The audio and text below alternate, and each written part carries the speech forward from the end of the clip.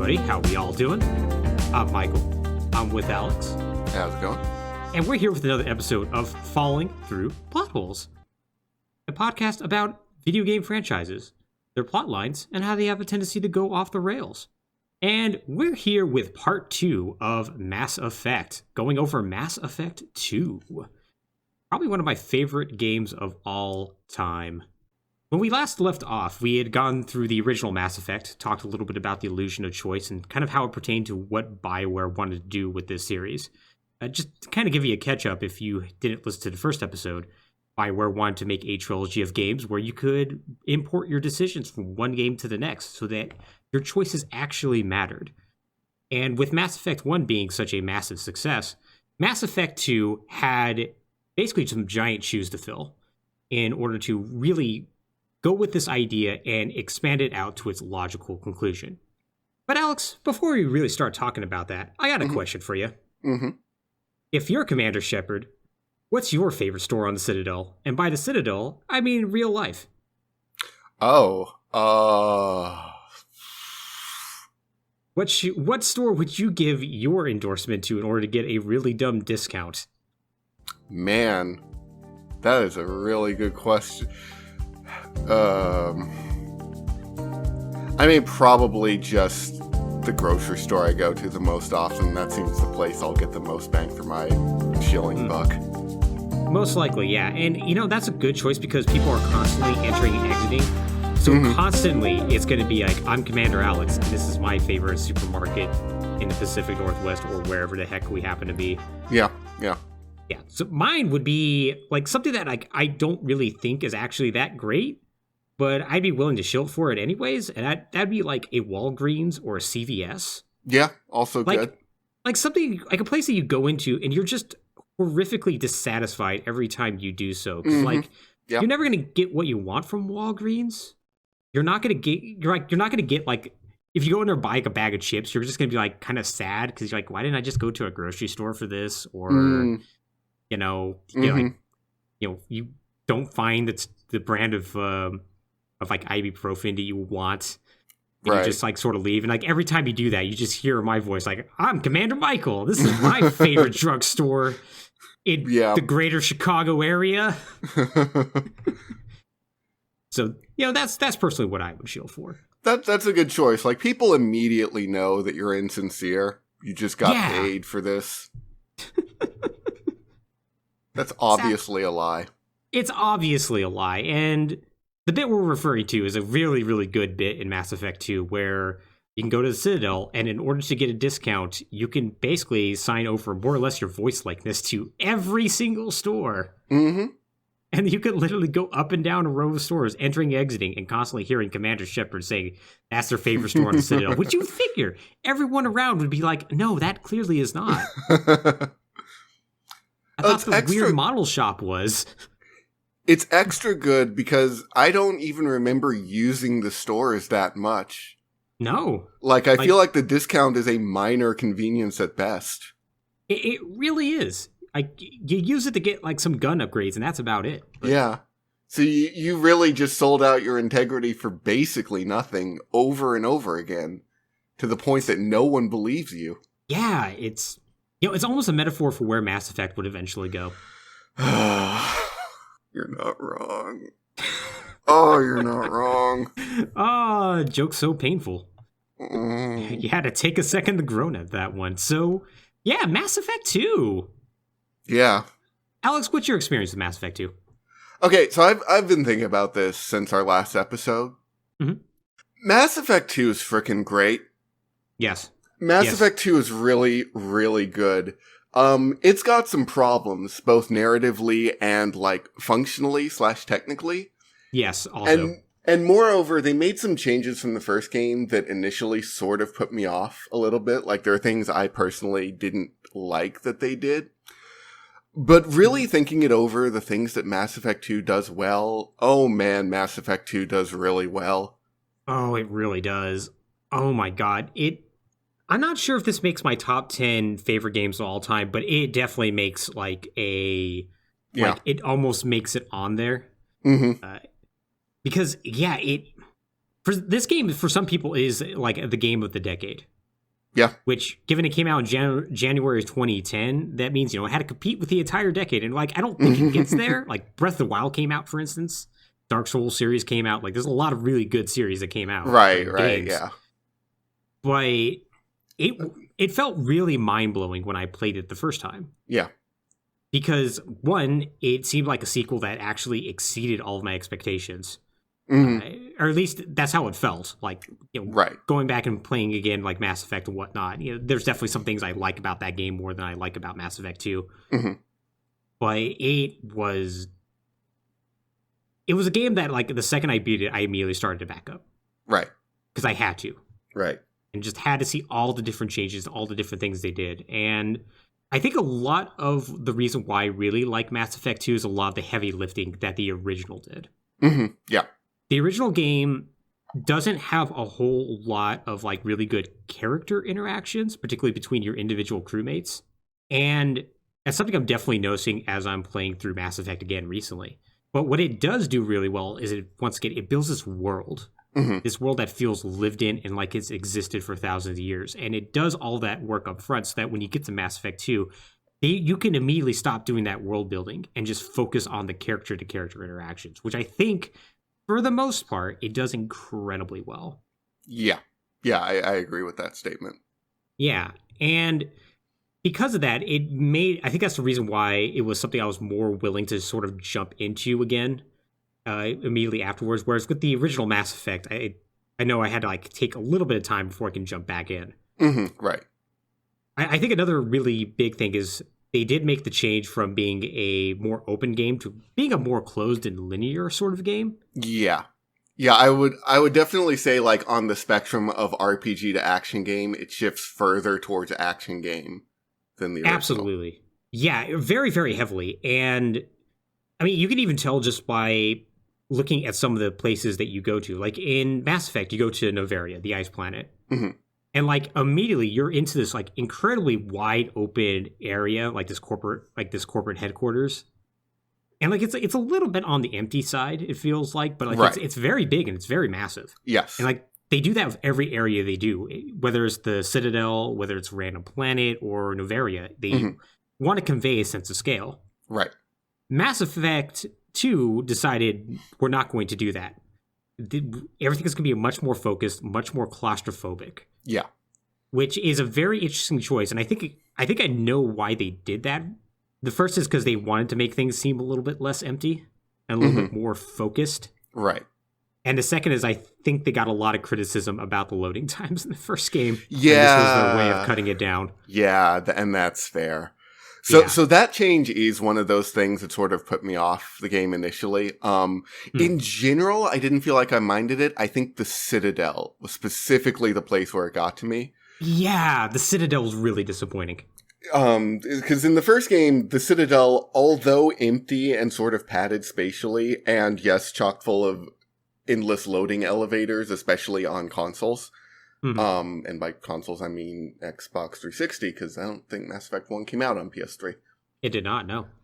But yeah, so even though it was sort of empty and, arguably bloated, the fact that it was as big as it was gave it the sort of grand nature and spectacle. Whereas in Mass Effect 2, you really are only in sort of like a central corridor of the Citadel. Yeah. And there's like narrative reasons that, after Sovereign's attack, like there's damage all over the place. You can't just go anywhere. This is the safe part of the Citadel now. Please don't leave this corridor. Yes. but yeah, it did feel less incredible, I guess. Yeah, it totally does. And yeah, the Citadel is definitely one of the places where it's most noticeable. It's the most disappointing. Yeah. It also, Mass Effect 2 also has another problem that's highlighted by that part of the Citadel, because that's the human part of the Citadel. That's right. The Zakera Ward is what it's called, and that's where like the vast majority of humans live, apparently. Mass Effect makes a really big deal about humanity's new on the world stage, or the galactic stage, I guess, in this case. Right. Mass Effect 2 seems to forget that. Yeah, a little bit. And oh boy, is that a problem that's going to carry forward. Yeah. And part of it is justified by the fact that humanity now has like a very important place at the end of the first game. No matter what decision you make, they are basically either have a voice in or are in charge of galactic politics now. Right. So it makes sense that they would have a higher focus and what have you. But at the same time, they seem to forget that it was only 35 years ago that humans actually discovered alien life existed. Yeah, a little bit. Like, they basically treat it like humanity's actually been around for like 100 years or something like that. Something like that, yeah. Like honestly, I'd forgotten that the time frame was that short. Yeah. Like, I had sort of put in my mind of like, oh yeah, humanity's been like integrated into galactic politics for like a century-ish, which is still very young compared to the Asari, but no, it's literally a generation. Yeah. Yeah, it's literally just one generation, here we are. Yeah. Also, the decision that like, oh, this is the human ward, this is where most humans live, is, I don't find it unreasonable narratively, but I also don't really like it. Yeah. It's a little bland. It is. Especially for a game series that like trades so heavily on their cool alien species. Mm-hmm. Like, give me the cool alien species. I don't want to talk to humans. Yeah. Every time you introduced me to a human, I usually think that human sucks. Yeah, pretty much. It's like, I don't know if I can trust these Elcor. I'm like, shut up, the Elcor are great. Oh my god. So that actually is a good segue into one other thing that with the narrative that I think Mass Effect 2 does. Whereas like Mass Effect was like really big on world building once again. Right. Mass Effect 2 does do a good job with its own little bit of world building, and that's smaller moments. Yes. So in Mass Effect, like when you would get an elevator in order to give you something to do during the very long load times, they would usually have like a news reel or something that will like play and whatnot, be like, right. Oh man, this sort of thing happened, whatever. Usually related to a decision Shepard made. Mass Effect 2 has those, but they're now just sort of out in the world. And it leads to some incredibly awesome moments, such as the all-Elcor production of Hamlet, which they give you an advertisement for, which we never really explain what the Elcor are. They're basically like sort of elephants without trunks who communicate with their species via gestures and scents. But since, other species can't communicate with that way, they actually communicate by being like, hello, surprised, hello, human, I did not expect you to be here. Like, they communicate in this very monotone voice, and they have to explain all their emotions beforehand. Which, like, makes this, like, bit, like, really, really great, because it's basically, them going through the entire play of Hamlet while they're explaining every little emotion that goes on. And it's so good. So good. Yeah, it's very good. Or Blasto, the first Hanar Spectre. Oh, Blasto. Blasto's so good. The Hanar are just space jellyfish who love talking about their religion, but the idea that one of them could hold a gun is pretty great. Yeah, so they do like a lot of like little moments like that are really, really good. Yeah. So yeah, I would say overall, Mass Effect 2 is a much smaller, more focused game, which is sometimes to its detriment, but also often to its benefit. Yes, agreed. Like, I would expand upon that by saying it's a more personal game in many ways. Yes, yeah, and because of that, you could actually sum up the entire plot of Mass Effect in maybe 4 paragraphs. Because the reality of Mass Effect 2 is it places a lot of focus on the interpersonal relationships between Shepard and the various people that she meets. So in order to actually make this a little bit longer, we're going to be talking quite a bit about those, because a lot of those characters will come back in Mass Effect 3, and then most of them will have an impact. A lot of them won't. Some of them will... Some of them are actually kind of insulting by how little impact that they'll have. But a little bit, yeah. But we'll still talk about them because a lot of them are fun. And the few that are important are incredibly important. Yeah. But with that, let's talk a little bit about Mass Effect 2. So with the release and subsequent success of 2007's Mass Effect, BioWare now had the difficult task of following up with the highly anticipated sequel, Mass Effect 2. This was a problem that was, ironically, compounded by their own decision-making. By creating a game where your choices were supposed to truly matter, they now had to make a game that respected those choices. With the release of Mass Effect 2 in January of 2010, they mostly succeeded in that regard. We'll get into this a little bit more when we get done with the plot synopsis. I actually think they mostly punted on that, but I'll explain why after we get done with this. Mass Effect 2, upon its release, was considered to be potentially the game of the decade, if not the entire generation. With a Metacritic score of between 94 and 96%, depending on what platform it was on, it won multiple Game of the Year awards. It was the best Xbox 360 game at the 2010 Spike Video Game Awards, which may not seem prestigious, and they kind of weren't, but those are what eventually became the Game Awards, which I bet you didn't think that Spike TV would ever have a strong influence on video game culture, but here we are, I guess. Well, I was going to say whether that's to the benefit or detriment of the video gaming industry is still kind of up for debate. Yeah. I mean, don't you like award shows that are 90% advertisements for upcoming games? And you have to buy access to them? Last year's show was so bad. I barely remember last year's show other than it was a shit show. Some years the Game Awards are actually pretty alright. And I'm like, yeah, alright. And then some years you get last year, which just... Yes. Well, praise was directed at pretty much every aspect of the game, and one particular focus was the character interactions between Shepard and the various squad mates you get in the game. Mass Effect 2 takes advantage of the world being established by instead making it a much more focused experience. This is despite increasing your squad mate pool from 6 characters to 12. Admittedly, 2 of those characters are kind of throwaway because they're DLC characters. Right. But still, they seem to have a ton of personality and interact with Shepard and each other in a way that seems quite fleshed out compared with the previous game. It also takes very good advantage, of the most part, with returning characters from Mass Effect. There's a ton of characters that were involved in side quests and whatnot that if you did anything with them, they'll at least either send you an email in the second game, or they'll just straight up show up. Sometimes it's kind of comical. There's one character that shows up just to be like, "Don't worry, I'm not criming." And it's like, thanks, I wasn't asking. But others are a little bit bigger. One actually ties in with another side quest that happens. It sometimes does a good job. It sometimes does a kind of paper thin, mediocre sort of job. But the thing about that is as long as you're doing some of them well, and you're not dropping the ball super hard, the ones you don't do extremely well still kind of come off pretty well. Mm-hmm. They sort of get to ride on the coattails of the things you do well, and just the player will be like, "Oh yeah, that guy. I remember that." Yeah, totally. And it really helps that this was one of the few games that actually did that. Yeah. A lot of playthroughs were actually quite different because 100%ing Mass Effect was kind of an arduous experience. Yeah, a little bit.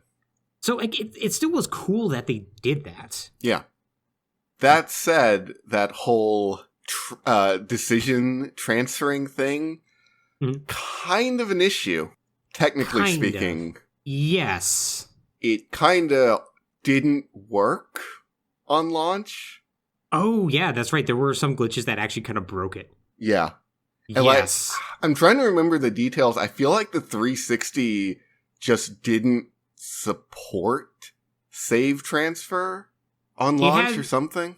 It has significant issues. The PC version was fine. Yeah. But the 360 version, for instance, it couldn't actually import your face, if I remember correctly. Yeah. At launch. Yeah. It was stuff like that. And there were some other decisions as well. Yeah, that it had trouble with that they had to patch it. So that was kind of a major bummer. Yeah, a little bit. And it's something you can live with. Really, the only reason I bring it up is... So, Mass Effect is a kind of a weird game to have on this podcast, because the point of this podcast is you have these video games that are designed just to be one game, and then they become a franchise, and people have to go, okay, so what do we do now? Yeah. Everything about Mass Effect's existence was sort of conceived together. It is what it set out to be. is a trilogy of games that are connected together like they expect them to be and tells a connected, holistic story. So the need to do this is something that should have been known from the get-go. And it's a little weird that they dropped the ball on it. This is something we're really going to get into in Mass Effect 3, because you're totally right. Yeah. They changed their minds about certain things about the game world and the nature of the Reapers that causes some pretty strong contradictions in Mass Effect 3. Because you're right. They had a trilogy, and this was supposed to be planned out. Yeah. And then you get to Mass Effect 3 and you go, oh, you really didn't, did you? Yeah. And you start to see the first cracks here in Mass Effect 2, but they're not readily apparent unless you're really looking for them. Yeah. Yeah, like both technically and narratively, you have these weird things where you're like, I don't understand how you didn't see this coming, but Mass Effect 2 is good enough and the problems are small enough that you're willing to sort of let it slide and be like, okay, whatever, stuff happens. Yeah, and once again, for a lot of the major decisions that you think like, oh, you need to do an entirely different scenario now, don't you? Right. They punt those decisions to Mass Effect 3. Like, yeah. The Arachne is a huge decision, but in Mass Effect 2, the most you get is like you have like this random person go like, hey, I'm speaking for the Arachne. They're going to communicate through me. Hey, we're out here, Shepard. Isn't that rad? See you in Mass Effect 3. Uh-huh. And it's like, oh, I mean, that's cool. Can't wait. But you feel like that should already be having like a bigger impact, or like things that happen on Pharos with the Thorian, or even things involving the Council, like whether they live or die. Right. Yeah, because like, I know we'll get into the story more, but like, yeah, because in my playthrough, I let the Council die. And then, so starting Mass Effect 2, like, okay, Anderson's on the new council, and he's like leading the new council, and the council is yelling at him about something. I'm like, aren't you the council? Aren't you in charge? The answer turns out is no, actually. Because then they would have to think of things to write about that. Right. Why are we still on the back foot here? Yeah, it's so strange. It's so strange. And we're definitely going to get a little bit more into that once we jump into the plot. But yeah, it's too bad that they didn't really do more with that Mass Effect 2. And once again, since it's just immediately after Mass Effect 1 and they're still building on all those choices, it's not readily apparent. But eventually those have to come home to roost in Mass Effect 3, and it's going to be a little bit of a problem. Yeah. Still though, the scope of the game helped create something that had like a bit more of a personal touch that at times seemed to be a bit lacking in Mass Effect, with its focus on being something grander. These personal touches and recruiting individual squad members and side quests to gain their loyalty were a ton of fun and quite lengthy, which is a good thing because, once again, Mass Effect 2 can be summed up within 15 minutes. Right. There's literally 4 main missions. Maybe 5. Yeah, the plot definitely has a bit of a mid-trilogy syndrome, which is we already did all the setup and we want to save the climax for the next one. So we'll move some pieces, but we got to do something else for this one because we can't fix the problems right now. Yeah, we're shuffling the chairs to get them in position for the last game, essentially. Yeah. So development for Mass Effect 2 was relatively smooth and uneventful, so we're not going to spend a huge amount of time on it. It was originally going to be released in 2009, but because of the 2009 swine flu pandemic and the 2008 financial crash, they actually lost an estimated about, I think they estimated about a year of like man time, essentially. And so because of that, they ended up having to delay it by, I think it was 6 months. I think it was originally like a September release, and it came out in January of 2010. Right. A bigger thing, though, was the Fox News hysteria around Mass Effect's romantic scenes. Right. Which, if you didn't listen to our podcast on Mass Effect 1, basically they try to have very, very light sex scenes in Mass Effect 1, and one of them involved a potentially kind of sort of gay romance, or lesbian to be more specific, and Fox and the conservative media sort of flipped their shit about it. This had the impact of making some of the writers and staff at BioWare skittish of including same-sex options in this game. One of the characters, for instance, Jack, was a character who was slated to be bisexual, if not outright pansexual. But that was removed as a potential romantic partner for female Shepard at the last minute. It's unknown exactly where the pressure came from, but we do know it was an 11-hour change, and notably not all writers agreed with the change. In an interview for The Gamer, one of these writers, Brian Kinderegen, I believe that's how you pronounce his last name, noted that, quote, it was actually very late that it became a male/female only reference. And he further clarified that the short version is, a lot of us were asked pretty late to focus the relationships in general on a more traditional kind of vector. More traditional, of course, being straight. The article notes that this is all in reference to the firestorm of controversy around the Liara FemShep relationship in the first game, and it's incredibly disappointing. Yeah, it is. And by the time Mass Effect 3 rolls around, there are going to be a ton of gay and lesbian relationships. Yep. But it is very disappointing that there's a lot of good alien bachelors and bachelorettes in this game. Mm-hmm.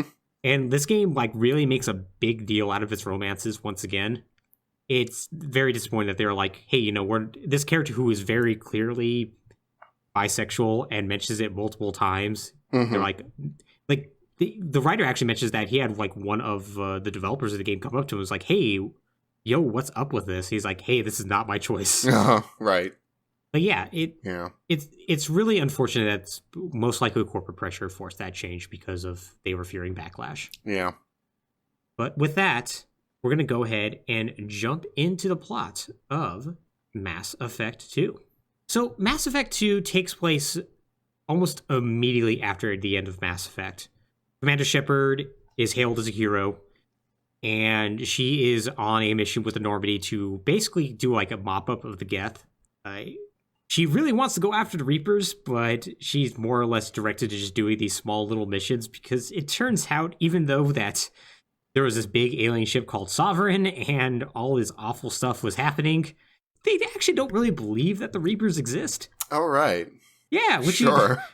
There's a really good moment later in the game where the Turian council member, you ask him about the Reapers, he's like, yes, the Reapers, and does air quotes with his fingers. And it's like, you idiots. So they're on this shakedown mission and chasing down some Geth and whatnot, when all of a sudden a giant tube ship just shows up that's just massive. And the crew of the Normandy are not sure what to make of it until they're attacked, and basically the ship is more or less blown apart. Everybody has to get to escape pods and escapes. All the important members of the Normandy do. All the unimportant members, your second in command, Presley, he dies. Yep. And Shepard has to go and pull Joker, your ship captain or your ship pilot, out from his seat and basically escort him to the pods. Refuses to let the Normandy sink. And Shepard has to convince him that he's being an idiot and gets him into the escape pods. But right before she can get into one, an explosion sends her flying off the ship. An oxygen tank bursts on her spacesuit, and she ends up suffocating and dies. And also falls through the atmosphere and burns up. Shepard is hella dead. They killed Shepard so hard. They killed Shepard so hard. And the best part is, when they were doing the press rounds for this, they're like, yeah, Shepard might die in this game. And then they showed off some of this to the press, and they're like, oh, I guess maybe you're playing as somebody else? But literally 5 seconds later, we just hear a female voiceover. They said that they had recovered Commander Shepard's body, and it's now time to initiate the Lazarus Project. And we see gross insides of blood vessels being turned back to life via basically space magic, essentially.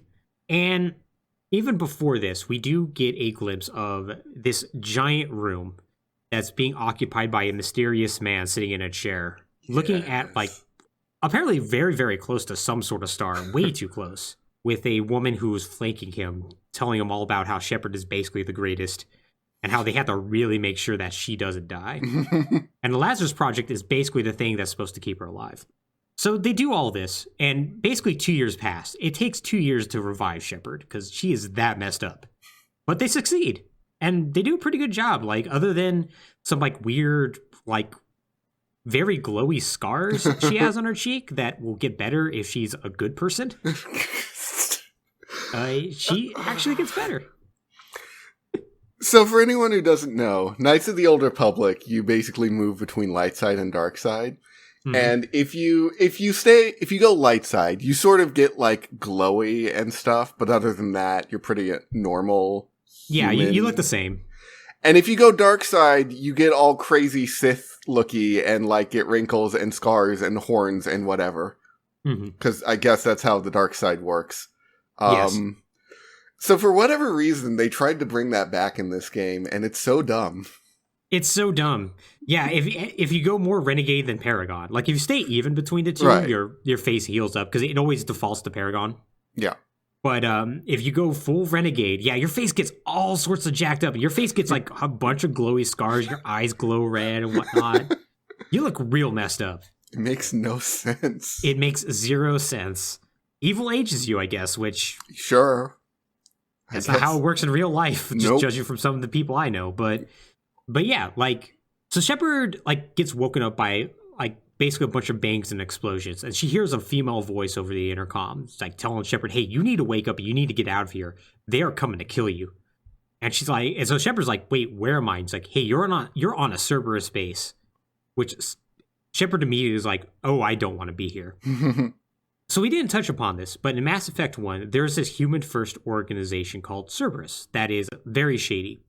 They're basically an Alliance Wetworks operation that does things like experiment on people, and basically they take all the other enemies you would only see like once and experiment on them so you can have side missions with them again, such as Arachne and whatnot, or the thorium plants. And they're basically doing very, very shady stuff in order to produce super weapons or do things that would advance humanity in the eyes of the rest of the races. Basically give them the cutting edge stuff that they need to take them on because they think humans are superior. Mm-hmm. They're a very racist organization, essentially. Yes. You only get like 3 missions with them, and they're the most throwaway things in the world. They're basically a terrorist organization to Mass Effect 1. Pretty much. And they seem like they're a very small deal, but now they apparently have really, really expanded. Right. And now you're working for them. Congratulations. Or at least you eventually will be. So I do like what Mass Effect 2 does with Cerberus. It's just sort of a shame Mass Effect 1 didn't set it up to do it. Yeah. Cerberus, you almost end up rooting for Cerberus in the end. It's very easy to kind of see their point because, like, the person we're going to meet who's in charge of it, the elusive man, actually comes off as kind of reasonable most of the time. Mm-hmm. And, like, yeah, like, they definitely do have, like, cutting-edge technology. And they're also the one force in the universe that's actually treating the Reapers with any sort of seriousness. Right. So we don't know this immediately, mostly because Shepard literally just woke up. And so Shepard's like, okay, I need to get out of here, gets a gun, and it turns out being dead for 2 years has not reduced Shepard's ability to murder things. No. So basically a bunch of assault droids, essentially. I don't know. There's not really a better term. They're robots. Yeah. Are basically attacking, killing Cerberus personnel. You end up running into a soldier who is trying to fight his way out. And his name is Jacob. Yay. So Jacob's lame. Yeah. He's less lame than Kaidan. He's lame in a way that I'm kind of okay with. Yeah, but he's a lot less lame than Kaidan. Oh God, Kaidan. Like I didn't mind Jacob. I thought Jacob was fine. I'm not going to say he's even close to the best character in Mass Effect because he's not. No, but like the whole time in my mind, I'm just going, "You're so much better than Kaidan, at least." Oh yes. Yeah, Jacob is your generic soldier character, and he's just kind of bland. A little bit. His best known feature is his abs. Pretty much, yeah. Yeah, and that's not a joke, by the way. There are multiple callbacks to him doing like sit-ups and having his shirt off. Like this is just sort of a known thing with him. Yep. But this is a man who is a human and a former member of the Alliance military. He's a capable and honor-bound soldier who was once part of the Corsairs, which was like an Alliance-sponsored wetworks that took missions outside of Alliance jurisdiction. He eventually left the Corsairs and was stationed on Eden Prime, just in time for Saren's attack. Jacob then was stationed on the Citadel just in time for the big final battle there, because apparently this guy just can't catch a break. Nope. Because of all this, though, he becomes disillusioned with the bureaucracy and inability of the Alliance to protect anyone, and so he quits. Sometime later, he ends up helping out another Cerberus member that were about to be by the name of Miranda, helps protect the Citadel Council from terrorists, either the human-picked Citadel Council or the original one, because this is after the attack. Right. And this puts him on Cerberus's radar, and he's later recruited for the Lazarus Project. They basically just be Miranda's right-hand man. Mm-hmm.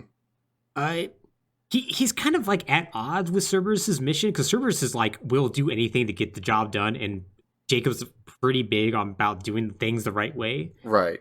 Which kind of also doesn't make sense with the fact he was part of the Corsairs, and he got tired of the bureaucracy. He's a character of contradictions. I don't think he's wonderfully written. No, not especially. So I do sort of like his role as like this sort of soldier of duty and honor, but working with Cerberus, which means that even if he's sort of at odds with Cerberus, it gives you the impression that, okay, that there must be something about Cerberus that he can tolerate everything else for. That is a very good point, yes. But they do sort of a mixed bag with him. Yeah, totally.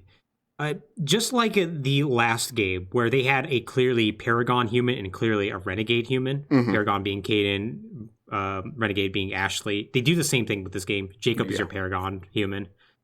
And the next person we're going to meet after Shepard fights her way through the Cerberus station is Miranda Lawson. We're introduced to Miranda after we end up picking up this other engineer who's trying to escape as well. But it turns out he was the traitor and was activated all the robots to kill everybody. And Miranda found out and shoots him in the face. Just to set the tone that she's a person who takes no prisoners. And that's probably the coolest thing Miranda will ever do. Poor Miranda gets done dirty by this game and the boy, next game. She does. Oh, boy. So Miranda Lawson. Miranda Lawson is a human artificially created as a weird clone of her incredibly wealthy father. Miranda was genetically engineered to be the specimen of human perfection. And this is her description, basically down to intelligence, looks, biotics, and everything in between. She talks about how her looks were specifically tailored to be the most attractive and everything. And it's a little strange, but... A little bit, yeah. She claims she can shoot anything from 100 meters away and can heal much faster and live longer than others. She's incredibly cocky because of this. Which makes it funny that in-game, she's really not great at any of those things. She's a mid-tier biotic compared to the other members you can get. And as far as doing the whole shooty part, Jacob is so much better than her. Yeah. It's kind of sad. It's oh, you poor thing. It also, she never does anything cool again. Even outside of gameplay, she never shoots or biotics or outwits or does anything very well. And the one time, this is getting way ahead of ourselves, but the one time where you can put her into a position where she can do that, she gets everybody killed. Yeah. But obviously, we'll talk about that when we get to that. Right. So Miranda's father was incredibly overbearing and had expectations of perfection from her and was incredibly controlling of her life. Eventually, she fled and was found by Cerberus, who recruited her in exchange for their protection. And she eventually rose in the ranks to become the right-hand man to the Elusive Man, who's the leader of the Cerberus. So we run into her and she's obviously very cocky and kind of dismissive of Shepard in a weird way for doing everything she possibly could to make sure Shepard was still alive.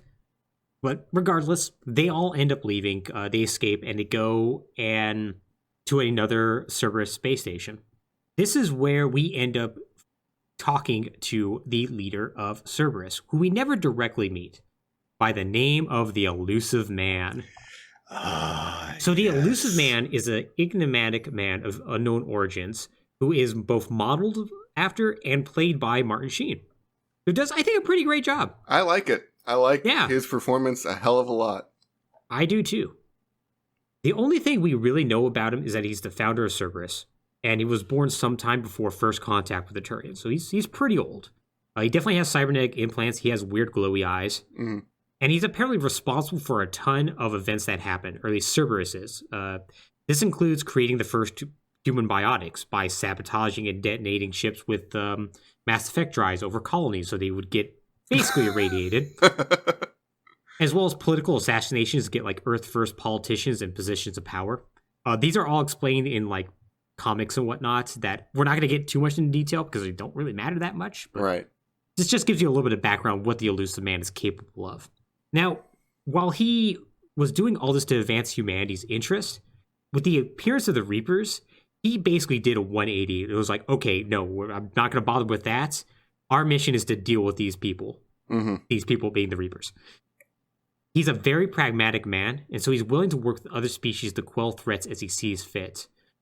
And he's going to be instrumental in basically putting together a largely alien crew for Shepard to work with in order to take on the Reapers. So, Elusive Man talks to Shepard and manages to convince Shepard that, hey, we need your help. We're the only ones you can trust to deal with the Reapers. And I'm going to prove it by basically bringing back everybody you like. Mm-hmm. So he recruits Dr. Chakwas to be the ship's doctor. And he also brings back our buddy Joker. Yeah. Which I didn't talk about Joker at all in the previous game because although he's fun and he actually has a lot of really good lines, it's not really that important. No, not really. From this game on, though, it's very important. Mm-hmm. Someone at BioWare was like, "Oh, people really like Seth Green. Yeah, we should up Joker's role." Yeah, and I was one of them. Yes. So Jeff Joker Moreau is the pilot of the SSV Normandy in the previous game. He's an excellent pilot who basically was crippled at a young age because of basically a genetic condition that causes his bones to basically be like bird bones, but only in the lower half of his body. So because of that, he wasn't really able to walk or do much physical activity. But because of that, he entered flight school. And it turns out he was the best pilot the Alliance Navy had. Hence why he ended up getting posted out to Normandy. Very, very sarcastic and guy who has a huge chip on his shoulder. He's a person who's like, he comes off as annoying, but in a way that is kind of endearing. Mm-hmm. Like his jokes are just like, his jokes are just bad enough that you're like, okay, nah, I'm kind of on board with you. Yeah.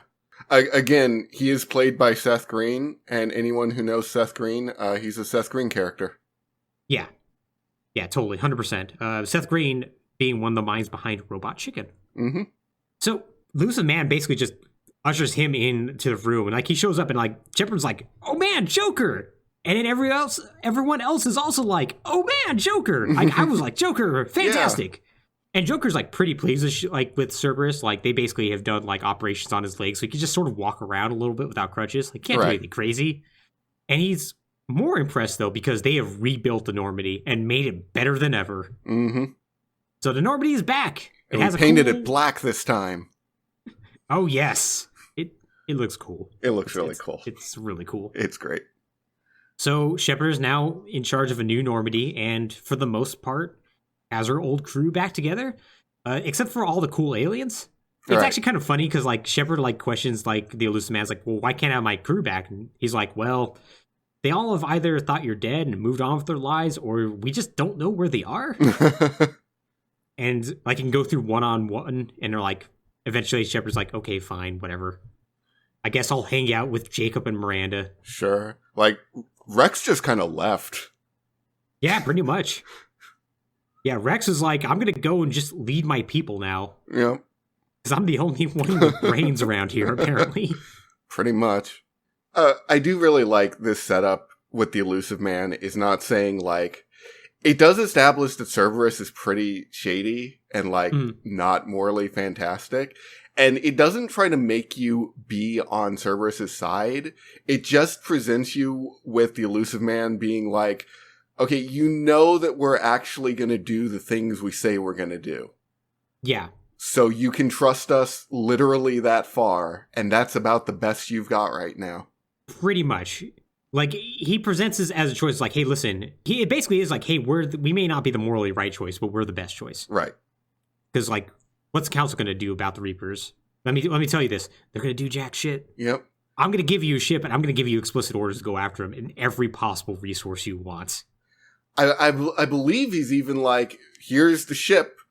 Go to the Citadel and talk to the council and see what they're going to do. Mm-hmm. And that goes predictably well. But before we get to that, he does give him a mission to go to the colony of Freedom's Progress, a human colony that's in the Terminus systems, which are kind of like the Wild West of the galaxy. Right. Because apparently all of humans have like disappeared from there. They just completely are gone. And this has been happening to human colonies all over the place. And the Elusive Man thinks this is because of a species called the Collectors. The Collectors being weird bug-like aliens that just sort of show up and like they'll trade like organics, like there's technology for organic specimens and basically don't really communicate beyond that. So Shepard and team go down to Freedom's Progress, and yeah, they find that, yeah, there's absolutely nothing there. However, they do find that like all the like, assault droids there have been activated, and so they have to like fight their way through. And they do eventually, though, run into Tally. Turns out she happens to be there. Yeah, so Tally's there, and she's like, hey, Shepard, wait, why are you with these jackasses? And also alive. Yeah, it's like, you literally burned up in the atmosphere. You shouldn't be alive, but okay, I guess. So it turns out that she's there looking for another Quarian who was stationed there on, like, he went there on his pilgrimage and witnessed the entire attack, but managed to hide and keep away from the Collectors. And so Tally and Shepard work together. They find this Quarian, and you can make the decision, like, to send the Quarian back with Tally or send him back with Cerberus to be studied. There's really only one right choice here. Yeah. But either way, you get a recording and like data files that kind of like explain what was going on, and that the Collectors kind of just showed up and grabbed the humans and left. Like they somehow paralyzed them, and you're not really sure how that happened. So like now you have to figure out how to do that, and this is where the Elusive Man tasks Shepard to basically put together a team. Mm-hmm.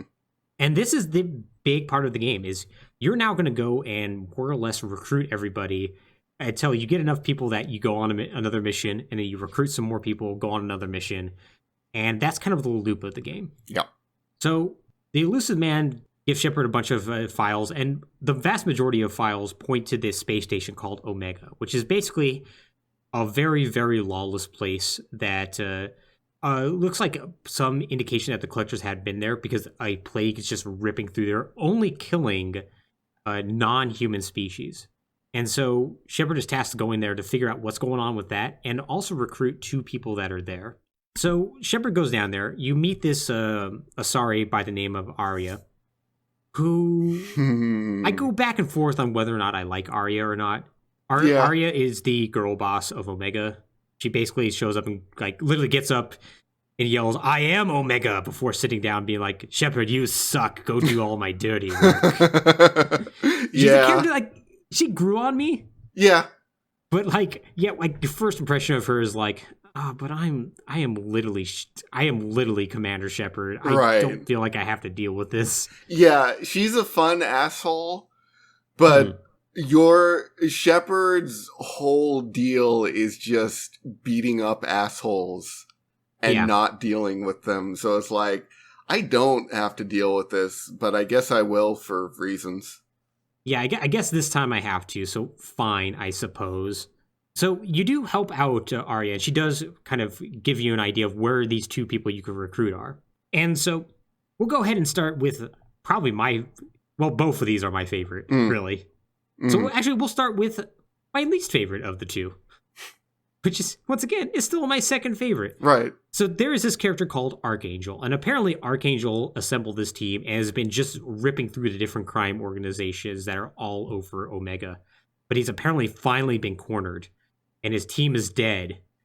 And all the crime organizations have gotten together, have made a truce to go and get him. So Shepard goes in, basically manages to successfully sneak in and, meet up with Archangel, who immediately reveals himself to be Garrus Vakarian. So Garrus is back. Yeah. And apparently he has become Space Punisher. Sure. Which is rad. So after Shepard's apparent death, Garrus decided to follow in Shepard's footsteps and either try to rejoin C-Sec or the Spectres. But either way, once it became clear they weren't going to do anything about the Reapers, he was like, screw this. I'm just going to leave and go do my own thing. And so he decided to just recruit his own team of badasses. Right. And then went to Omega to just start basically murdering his way to the top. Which, I don't know how that's supposed to help with the Reapers, but okay. I mean, it's something to do. You get the feeling that Garrus is very lost in this game as far as what his purpose is. And a lot of this game and like what you're doing with him is to kind of shake him out of that. Mm-hmm.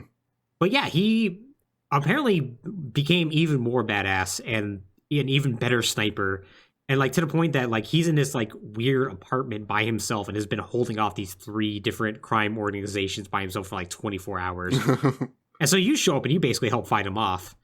And like Garrus does get like horrifically wounded, but it turns out he's fine. Yeah. Dr. Chalkwist patches him up. He has a cool story. He's like Scar and whatnot. He's like, yeah, you know, I heard women love this. And you laugh and go, Garrus, you're going to join my team. I know him with Cerberus. He's like, hey, you're Commander Shipper. Like, hell yeah, I am. I have no problems with this. Garrus basically exists to like have incredibly awesome quips and occasionally break your balls a bit. And that's pretty much, yeah. So this is going to be the first one where I'm going to talk about the loyalty mission as well. So in this game, you have, once you recruit a character, you have an additional mission you can do with them that are called loyalty missions. If you do them, you usually unlock additional skills for them, and it's also very important for the end game. And it usually just kind of fleshes out their character a little bit. Mm-hmm. In Garrus's case, you actually track down the person who betrayed his team and got them all killed, which is another Tyrian by the name of Sidonis, who was a part of Garrus's team, but then sold him out. So you like track him down to the Citadel, and Garrus is like, I am going to murder the hell out of this person. And you can choose to either just straight up help Garrus, which he'll do, or you can actually stand in the way of the shot and like talk to Sidonis, who is just completely broken at this point. He's a ghost of his former self, racked with guilt beyond measure. And Garrus eventually himself like gets overwhelmed. It's like his like own sense of morality kind of peeks in. He's like, yeah, this ain't right. He's like, fine, let him go. Let him go. Mm-hmm. And like, he's like pretty pissed at you for a second. But eventually like he thinks about it. He's like, nah, you're right. That was the right thing. Right. What I was doing on Omega really probably wasn't the right thing to do. You know, probably shouldn't just take justice into my hands. And like he mentions like it's so much easier to see the world in black and white, but with gray, I don't know what to do with gray. Mm-hmm. He like basically pledges to like kind of figure out a way through that. Right. And eventually he'll figure that out in Mass Effect 3. Garrus actually has a pretty satisfying arc to him. I think so, yeah. So we recruit him, and that's great. Now we need to go recruit the other person who's dealing with the plague that's ripping through Omega. This person is a Solarian by the name of Mordin Solus. Yes. He may damn well be the best character ever written. Might in video be. games. Certainly up there. You were first introduced by Mordin when you walk into his medical clinic and somebody's trying to shake him down, and he just immediately murders that person. Mordin Solus is a Solarian geneticist, doctor, scientist, and thespian. He is a former member of the Solarian Special Task Group, essentially their Navy SEALs or CIA equivalent. And he's incredibly gifted in both the ability to heal and murder. Now, you might be thinking from that introduction, oh, that means he's like really angry and wrathful and emotional. No. No. He is not. No. That murder was not emotionally motivated. It was entirely practical. That murder was, oh, you are trying to shake me down for medical supplies that are needed for people. I know how to handle this problem. Therefore, you must go. Mm-hmm. Yeah, barely thinks about it. Which makes him perfect for the STG, because when he was with them, he was focused on developing a modification to the genophage. Remember that? That little thing that they used to sterilize the Krogan? Yep. Well, it turns out within a couple of generations, the Krogan were developing a resistance to it. And so the Solarians were like, oh, we need to fix this. So Mordin's team was responsible for coming up with a new batch that would limit reproduction to a sustainable replacement level without outright dooming them. So they managed to succeed, and Mordin was like delighted about this. However, his delight like eventually changed a bit, and as like you talk with him more and more, you get the feeling that he was kind of questioning the ethics of his decision. Mm-hmm. Like eventually, like he even talks about like, you know, I had kind of like a crisis of faith. You know, like he went through different religions, like he explored Buddhism, like different Solarian religions. I think he like even looked at like Turian religions as well. Mm-hmm. Like and it like attempts to like make peace, but eventually he's like, I couldn't find anything. So he left the STG and he went to Omega to run a clinic. He's like, he found it much easier to just focus his energy on treating patients. Like he's a master of avoidance. He didn't want to deal with how he was feeling, and so he decided to throw himself into work. Right. we'll get into his loyalty mission in a bit, but needless to say, his loyalty mission is incredibly, incredibly important. Point is, though, is that we find him on Omega, and he's like, hey, I'll work with you, but I gotta solve this plague first that's affecting literally every species but humans. Mm-hmm. Which makes it funny if you bring along Garrus, because he's like, oh, shit. He even like starts coughing halfway through. He's like, oh, great, I'm gonna die, aren't I? And he's surprisingly nonplussed about it, which is pretty great. We find, like, he actually manages to develop a cure for it. He's like, okay, we just need to go to, like, these vents and put them in there and just distribute them. So you go, you have to fight through, like, a bunch of, like, Batarian gangs for some reason. I forget the reason why. Yeah, it's Batarians. It doesn't matter. Yeah, they're just being jerks. And you put the cure in there, you cure everybody, and Morden's like, all right, cool. Yeah, sure, I'll join your team. I got to work on finding a way to stop the collectors from freezing people. Perfect, I can do that. Yeah. Seems like an interesting thing to do. So he ends up joining your team, and you end up leaving Omega. So you get a couple more dossiers to look into. And the first one of these is to go and recruit a Krogan. But not Rex, because Rex at this point has gone back to the planet Tuchanka, the home planet of the Krogans, in order to basically unite the clans and just he kind of got his groove back after fighting Saren and whatnot. And he's like, you know what? No, I'm going to take leadership and I am going to see about focusing on breeding and just rebuilding our society and not just murdering each other. And he's doing a good job of that. Like, he's basically united all the clans and whatnot, and they actually have like a central unified government now. Like, in 2 years, Rex has done a lot of real good stuff. But the point is, he's busy now. Yep. So instead, you are tasked with finding a Krogan lord by the name of Okier. A Krogan so old that he actually fought during the Krogan rebellions. Because once again, Krogan could live for over 1,400 years. Yep. So you land on this planet called Corliss, and you fight through a bunch of, like, basically weird gangs and, like, also, like, weird genetically modified Krogans that are acting real strange because they're just, like, kind of incomplete. And you find out that Okier was trying to create the perfect Krogan. And you finally do reach Okier, but unfortunately he's dead. He ends up dying. But you do end up taking one of his pods containing his ultimate soldier, which, after you activate the pod and whatnot, he jumps out and immediately, like, chokes Shepard. And you find out his name is Grunt. Yeah. Grunt is a Krogan super soldier that contains the genetic legacies of some of the greatest Krogan warriors. He's a young Krogan that basically was raised in Glass 2. And upon his release, he's violent, untamed, and seemingly lacking purpose, which makes him very violent and very unpredictable. However, he respects Shepard because Shepard is really good at murdering people, and that's the one thing he respects. Like, his introduction is really great because he basically holds you by the throat. He's like, I can kill you at any time. And then Shepard's like, yeah, but you're not, because I am far more badass than you are. He's like, I would like to see you prove that. And you're like, got a gun to your stomach. And he's like, oh, so you do? All right, I actually do like you. All right, cool. So, yeah. So his loyalty mission is basically he goes through Krogan puberty. And Krogan puberty involves you getting incredibly angry and needing to find a purpose in life. So you actually go and visit Rex and, like, talk to him. And, like, Rex is, like, super happy to see you. He's like, man, how's it going, buddy? Look, it's the biggest badass I ever met.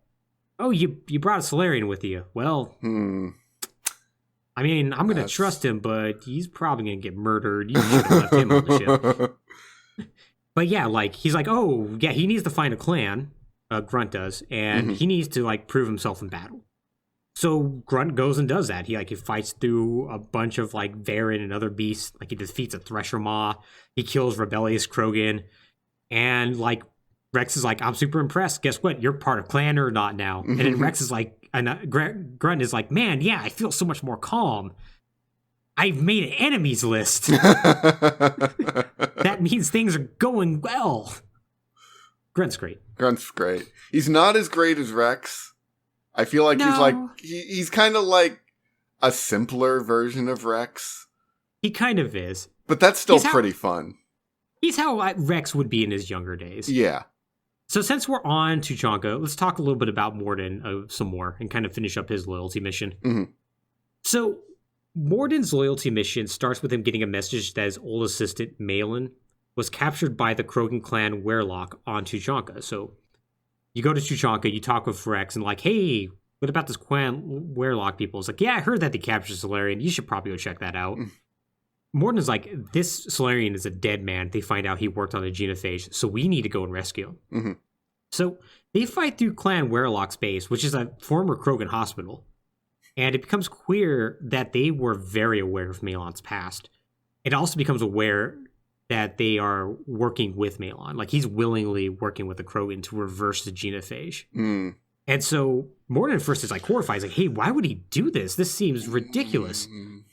And you start to see like some of the after effects. So like, right. Clan Werelock have been kidnapping Krogans and other species to like experiment on, but you also see that they have a lot of very willing experiments. Like they have like a lot of Krogan females who were so desperate to have children that weren't stillborn, that were undergoing like horrific procedures in order to help reverse this. And you get to have like very in-depth conversations with Morden, like, hey, was that the right thing to do? And like Morden like fights back heavily against it. It's like, no, this was the right thing to do. If we didn't, they are able to breed at a sustainable level. It's fine. It's like, yeah, but they don't know that. And also, you can't really guarantee that that's actually going to work out because they are also killing each other at an alarming rate. Right. And also, like, there's just like a huge emotional trauma that this entire species is going through that we saw with Rex in the first game. And now we're also seeing the effects with, you know, these dead bodies essentially. Right. And Morden like sits there and he's like he starts to have like a real come to Jesus moment because this is really the first time where he's had to really sit down and actually think about it. Right. Like he tried to dodge earlier with religion. He tried to dodge earlier by taking care of people on Omega, but now he's just faced with it. Right. So this is one of the reasons Morden is such a great character is he is an absolute pragmatist. Like he is very objective, very analytical, very data driven, but he is not devoid of emotion or sympathy. No. He just operates in a way where it's usually easy to get around it or rationalize it or focus on other things. He's the best version of the character you see often in sci-fi, where it's a character is like, well, we did it because we could. We're scientists. Right. And then you have somebody go like, but you should have thought about the implications, and they never explore it further. Right. Morden is the one case where they do explore it further. And it's for great effect. And yeah, like the entire mission is literally some of the best Mass Effect 2 has to offer. Yeah. And you get to the end and you find Malon and they have a huge argument. Like Malon's very much like, no, what we did was wrong. This was not right. And I am trying to undo the mistakes that we've done. I'm trying to undo the genocide we've done. And like Morden will eventually convince him, hey, listen, you either leave or I shoot you. And I am taking your research. And then you can help him make the decisions. Like, is he going to destroy the research or is he going to keep it? And he doesn't like have a complete breakthrough. He's like, I'm going to keep a hold of it. I'm going to study. I'm going to see, maybe there's some good data in here. I don't know. But you can clearly see the wheels turn like, maybe this isn't right. Right. Morden's, some of the best writing, once again, is in this section. Morden really shines as a character. And it really, like, I'm going to gush a little bit more about Morden right now. But like, when you interact with him on Normandy, like he's also just like kind of a funny character. Yeah. Because he's so pragmatic and so rapid speaking and whatnot. Like there's a really good section where he like reveals that he performed in like Gilbert and Sullivan and like does like a rehearsed bit from it that's like incredibly great. Like he tries to give you dating advice, which is fantastic. He's so good. Morden's like writing is genuinely hilarious. It's a kind of comedy that's really easy to do, just eye-rollingly stale. Yeah, but it's actually just genuinely good. Yeah, it is so damn good, so damn good. But yeah, we're gonna be talking a little bit more about Morden because Morden actually factors an awful lot into the actual overall plot of Mass Effect 2, more so than some of your other characters. But that's more or less his deal in this game, and it's a very good deal. Yeah.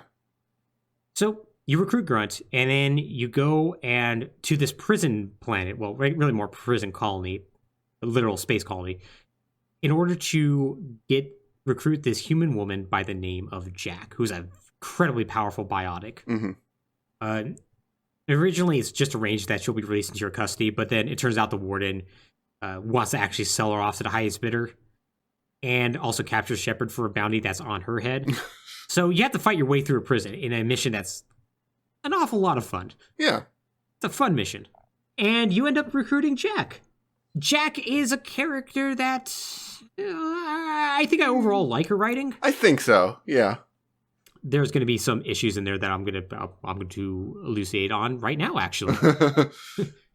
Jack, known as Subject Zero, is a well-known criminal that is known for being incredibly distrusting of everyone around her. Mostly because her entire life has been defined by being abused and betrayed by everyone around her.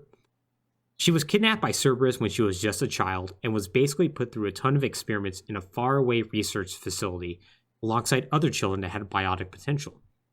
She's incredibly powerful. And because of that, she was kept separate from other children and staff that was ostensibly to keep them safe. But given the room was fitted with a one-way mirror and was also soundproof, it was also just like a control method on her. Mm-hmm. They were basically trying to break her. Right. Now, she was tortured daily, sleep deprivation, all sorts of awful things, and eventually a giant riot ensued that allowed her escape. She eventually ran with a bunch of gangs, all of whom usually betrayed her in the end. And this is... I may do a trigger warning for this. I may not, because we're not going to really talk about this because this is the worst part of her writing. Mm-hmm. She is another example of a really, really bad character trope that is applied to, badass female characters where she was raped. Uh-huh. And she then, of course, got her revenge, that whole rape and revenge trope. It is the most useless thing, and I don't know why it was added. Yeah, I don't know. It's very stupid. She ends up joining Shepard's crew in exchange for access to Cerberus files on her. And her loyalty mission actually involves her going back to the facility and blowing it up and kind of learning that she has a lot of resentment towards the other children there. Mm-hmm. Thinking that they were just making fun of her and whatnot. And she finds out that no, they were just as tortured and maladjusted as she was. Right. And upon destroying the facility, she actually resolves that she needs to maybe track down these people and help them. She actually has a very interesting romance subplot that I think is, for the most part, well done. We'll talk about all the different romance options later, but I figure I might as well highlight Jack now, because Jack is one of the characters who you can give into her assumptions about you very easily, and she will immediately hate you for it, and you'll fail her loyalty mission completely. Or you could actually treat her like a human being and actually dig into her emotional state and whatnot in a way that I think is, for the most part, well done. I think they chose a very difficult type of character to write. Yeah. And I think there is a little credit to be given for treating it with at least some level of nuance besides the really, really stupid thing involving the rape. But they don't land it completely with her, unfortunately. Yeah, like you say, it's a hard character to do, and BioWare's pretty good at character writing, but they're not the unassailable masters of it. No. So they were basically never going to get it perfect. No. Yeah, in general, I think she's fine. She's pretty good. She definitely has her moments. I almost find her more interesting, as an exploration of this idea of biotics, which were really sort of barely touched on in Mass Effect 1. They're very throwaway, yeah. And then in this one, it's okay, well, what if that was actually something? And you sort of explore that through Jack, but also then you get into the Firestarter style human experimentations and, what if we artificially accelerated this or, did things to make this weaponize it, etc. As far as exploring the character underneath that, it's fine. Yeah, it's fine. It's fine. Some missteps here and there, but yeah, I have definitely seen worse attempts at that type of character. Yeah. In practically every other game. Any other game that even tries that character trope, they do a terrible job at it. Yeah, pretty much.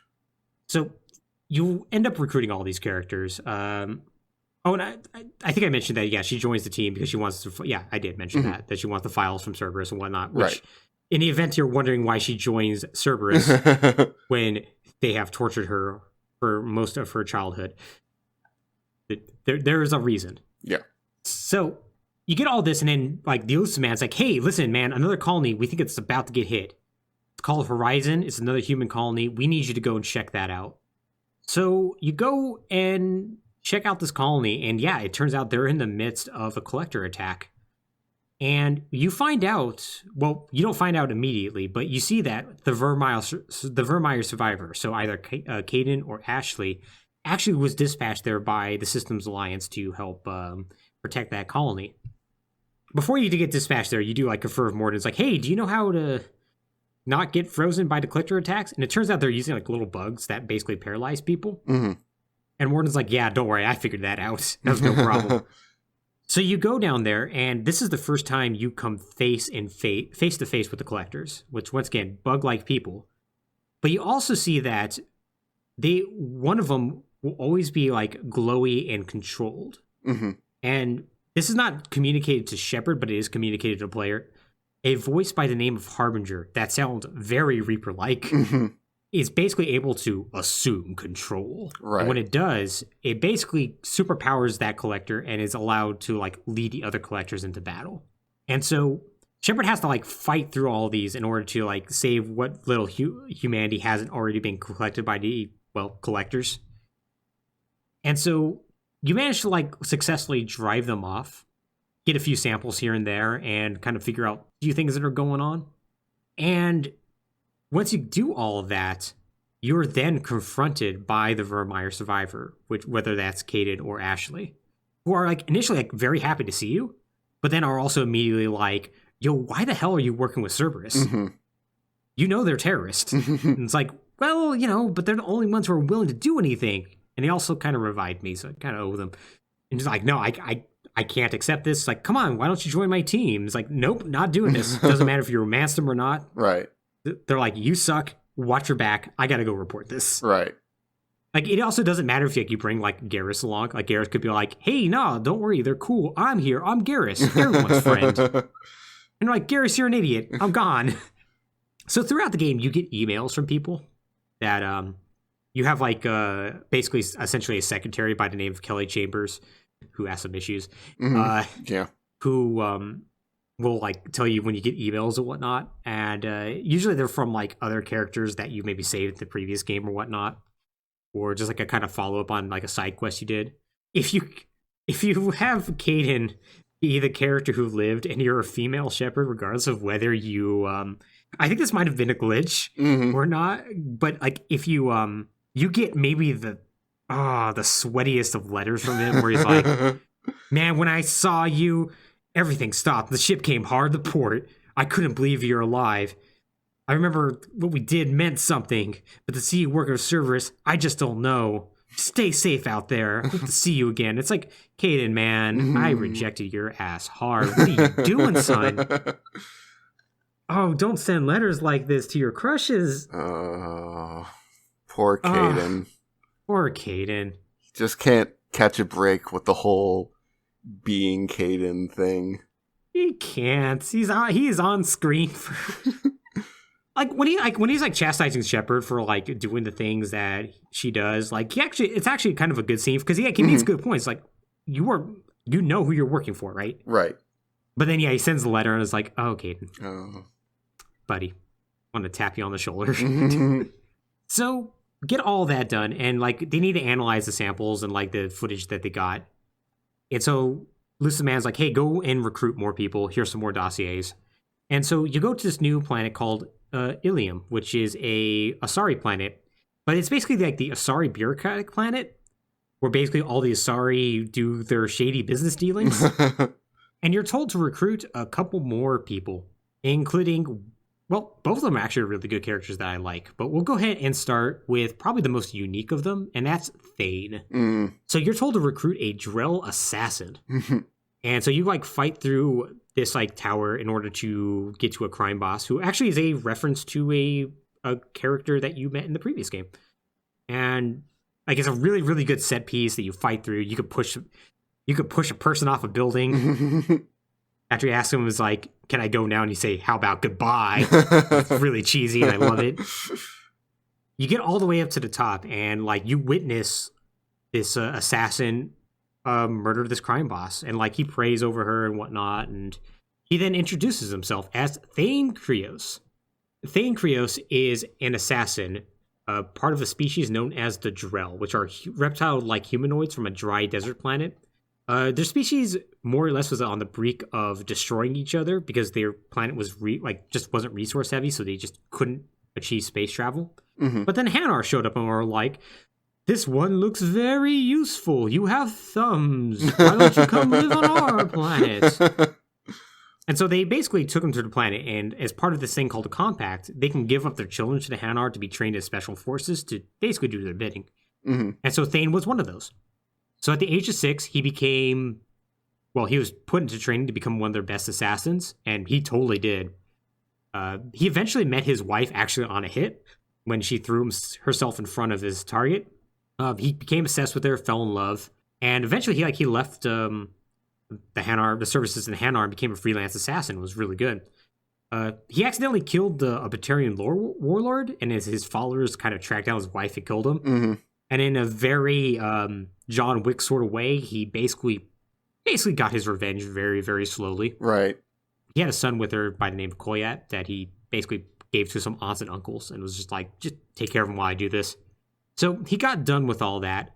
During this time, because he lived on this very humid planet, he developed a disease that more or less was slowly turning his lungs into mush. Mm-hmm. And so he's terminal by the time you meet him. Mm-hmm. And so between the fact that he has more or less been murdering for a living, he's a highly spiritual person, and the fact that he was not really a good father, he's like, I'm going to go on with you on your mission to maybe hopefully atone for something. Maybe if I stop the Reapers, my life will have meaning. Mm-hmm. Thane is a cool dude. I like him a lot. I like Thane a lot. I should clarify, I like Thane a lot in Mass Effect 2. Mm-hmm. Mass Effect 3, he's still pretty cool. Doesn't get to be as much of a thing. He doesn't, although he is part of maybe one of the best dunks on Kai Lang. That's fair. That's true. So he at least has that going. He does have that going. That's good. So yeah, Mass Effect 2, Thane's great. Yeah, Thane is fantastic. Thane also can be romanced by a female shepherd, which I did. Fair. 100%. Yep, that's fair. So Thane's loyalty mission involves him basically tracking down his son because he finds out his son's more or less trading on his name. Found out his father was a legendary assassin, so he's like, I'm going to be an assassin too, just so I can maybe have a connection with him somehow because he was a terrible father. And so they track him down to the Citadel, and after interrogating a criminal by the name of Elias, in actually one of the best moments in Mass Effect, one of the best small moments. Mm-hmm. Your renegade bar is 100% filled. You can actually interrogate him. And you're supposed to play good cop and bad cop, like one of you being good cop, the other being bad cop. Right. But if you're at 100%, you can just walk up to him and be like, hey, I'm a Spectre. I need to know where this person is. Mm-hmm. He's like, you're not a Spectre and you won't shoot me. He's like, and you're just like, yeah, I'm above the law. I can do whatever I want. Am I clear? He's like, Crystal. And he just tells you everything. And as you're leaving, he's like, that must have been the shortest interrogation I've ever been a part of. And I'm like, yes, it's so good. It's so good. So yeah, you find out that Koyat has been tasked with murdering a Turian politician. And he almost managed to do so in the sloppiest way possible, but you and Thane managed to stop him. Mm-hmm. Thane and Koyat then have a pretty extensive argument where Koyat basically tells him, you were never a father. Mm-hmm. You were never in my life. Mm-hmm. This is the only way I could possibly learn why you did this or why you were doing this. And then you're able to convince Citadel Security to maybe basically put him on probation for attempted murder. Which that just shows you how much pull Shepard has, I guess. Yeah, sure. Why not? And yeah, they end up having an off-screen talk and things like, yeah, not everything's fixed. Basically nothing is really fixed, mm-hmm. but we're talking and we're going to try. Yeah, that's one, I like this entire loyalty mission. I think it's really well done. But I do really like that moment of, no, we couldn't fix this in 10 minutes. Yeah. But I got to talk to him and we're starting to talk now. And that's a lot. It is. And it's really good when you get an email from this person, Captain Bailey, who's in CSEC. Mhm. And he tells you, he's like, yeah, I talked to your Drell friend. And it's like, hey, listen, because he also has an estranged, I think a estranged daughter or something like that. Yeah. He's like, hey, I told him, listen, talk to him, cherish him, because the only one he got. It's like, I'm not sure if it stuck, but I hope it did. And it's like, that like all ties it together really well. And it's like, yeah, it's a really well done loyalty mission. So yeah, you end up recruiting him, and you're about to go recruit your other member when you find out that Liara is on this planet. All and right. boy, Liara. Oh boy, yeah. Oof. So Liara in the previous game was a character who, basically, she was very, very, I wouldn't call her naive, but she was like a little sheltered. She wasn't really used to like combat or anything like that. She was shy. Yep. And, very fascinated with Shepard. And in this game, I guess the 2 years that Shepard's been away has really changed her. She is now trying to track down somebody called the Shadow Broker, who basically is an information broker that nobody knows who that is. Right. And she has become a hard ass. Like, take no prisoners. I will murder anybody to get to the top. I forgot this game got a fair bit edgier. It did. Yeah, this game is like, look, all the surfaces are dirty. It's that level. Yeah. Yeah, every character now has a hard edge. Mm-hmm. Except somehow Rex. Which, to be fair, when you start out as incredibly coarse sandpaper, you only have one place to go. Pretty much, yeah. And yeah, so like, you like can talk to her. It's like, hey, you really changed. I mean, I'm going to help you out finding out who's like trying to betray you, because she's like basically an information broker herself. Mm-hmm. And like, if you romanced her in the previous game, you don't really continue the romance here, but you can be like, man, you've really changed. I really wouldn't expect this out of you. Which does have her like throw back in your face, like, yeah, and I didn't expect you to join Cerberus, but look where we're at, I guess, huh? Yeah. And it's like, well, you kind of got me there. Yep, a little bit. But yeah, like it's just it's a really weird character change. I don't think it's impossible for her to have this change, but it did seem like they wanted to just do something different with Liara. I would say Liara is a perfectly fine character in each Mass Effect in isolation. Mm-hmm. Her arc over the trilogy is a mess. She is kind of three different characters, yes. Yeah. So this is going to be all we're going to really talk about Liara until we get to the DLC, Liara, the Shadow Broker, but she's here, and that's cool. Yeah. So you end up going and to recruit your actual Asari companion, and it's this person by the name of Samara, an Asari Justicar. Justicars are the Asari equivalent of a Spectre, in that they follow a strict moral code and are above the law. She is a former mercenary late in life. Who had like children with an Asari mate, which is kind of a no-no. And this resulted in a rare genetic condition happening to her children called Ardak Yashi, where basically instead of like when you like meld with a person, when Asari does, like it's usually a very pleasant experience. When an Ardak Yashi does it, it kills them, which is a problem. So she managed to somehow have that happen to all three of her children. And so because of that, she was like, well, I'm just going to go become a Justicar and give up everything in my life. When you do meet her, she's like investigating something and like she basically kills somebody. And so like she has to be arrested. And she's like, okay, that's fine. I still need to track down my primary target. So you can hold me for 3 days. But after 3 days, officer, I am going to have to break out. and I will murder you. And like this Asari officer's like, oh, geez. Well, what? And like, you can question, it's like, well, what if you just let her go after 3 days? And then I think it's like literally Samara's like, then she is breaking the law and I must murder her. And it's like, oh, geez. Yeah, so this poor cop is like, hey, can you solve this murder for me and exonerate her? Really appreciate it. And so you do. In a really, really great mission, it involves a Volus who's incredibly high on element 0, if I remember correctly. He thinks he's a god. Yeah. And once you do that, though, like Samara's like, "Oh, great. Well, I guess I don't have to murder you, officer." She's like, "Yeah, great." And Samara's like, "I will go ahead and join you, but I want you to know I have to do my mission, which is to find my daughter Morinith and murder her." It's like, wow, why you do that? And she's like, well, she's an Ardak Yashi. And instead of just choosing to like cloister herself off, she's instead going around and basically murdering everyone via Asari sex. and I need to stop her. Which that's her loyalty mission. You basically go and track down Morinith by basically acting as a honeypot, essentially. Pretty much, yeah. Yeah, you lure her back, like lure her into like to take her back to her apartment and whatnot, and then Samara busts in like last minute and like they get into a big fight. And you can actually choose to either murder Samara or murder Morinith, which is interesting. Either way, you still have an Asari, a very powerful Asari biotic. Mm-hmm. And if you have Morinith, you can eventually try to have sex with her. And if you do, you will die. Even though she's like, nah, listen, you're Shepherd. You're probably strong enough. Don't worry about it. Don't worry. It'll be fine. I do appreciate that they put that option in the game. It's completely useless. It's completely useless. It just gives you a game over. Yeah. It's awesome. There are a lot of really interesting and well done and fascinating alien races in Mass Effect. Mm-hmm. And then there's the Asari. Yeah. Which I'm like, almost.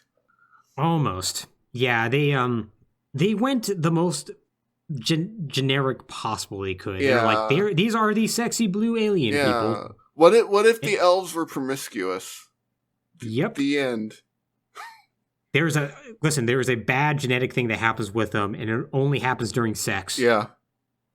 Like, does it have to be during sex? Yes. Okay. There's two things about the Asari. They live a long time, and they have a lot of sex.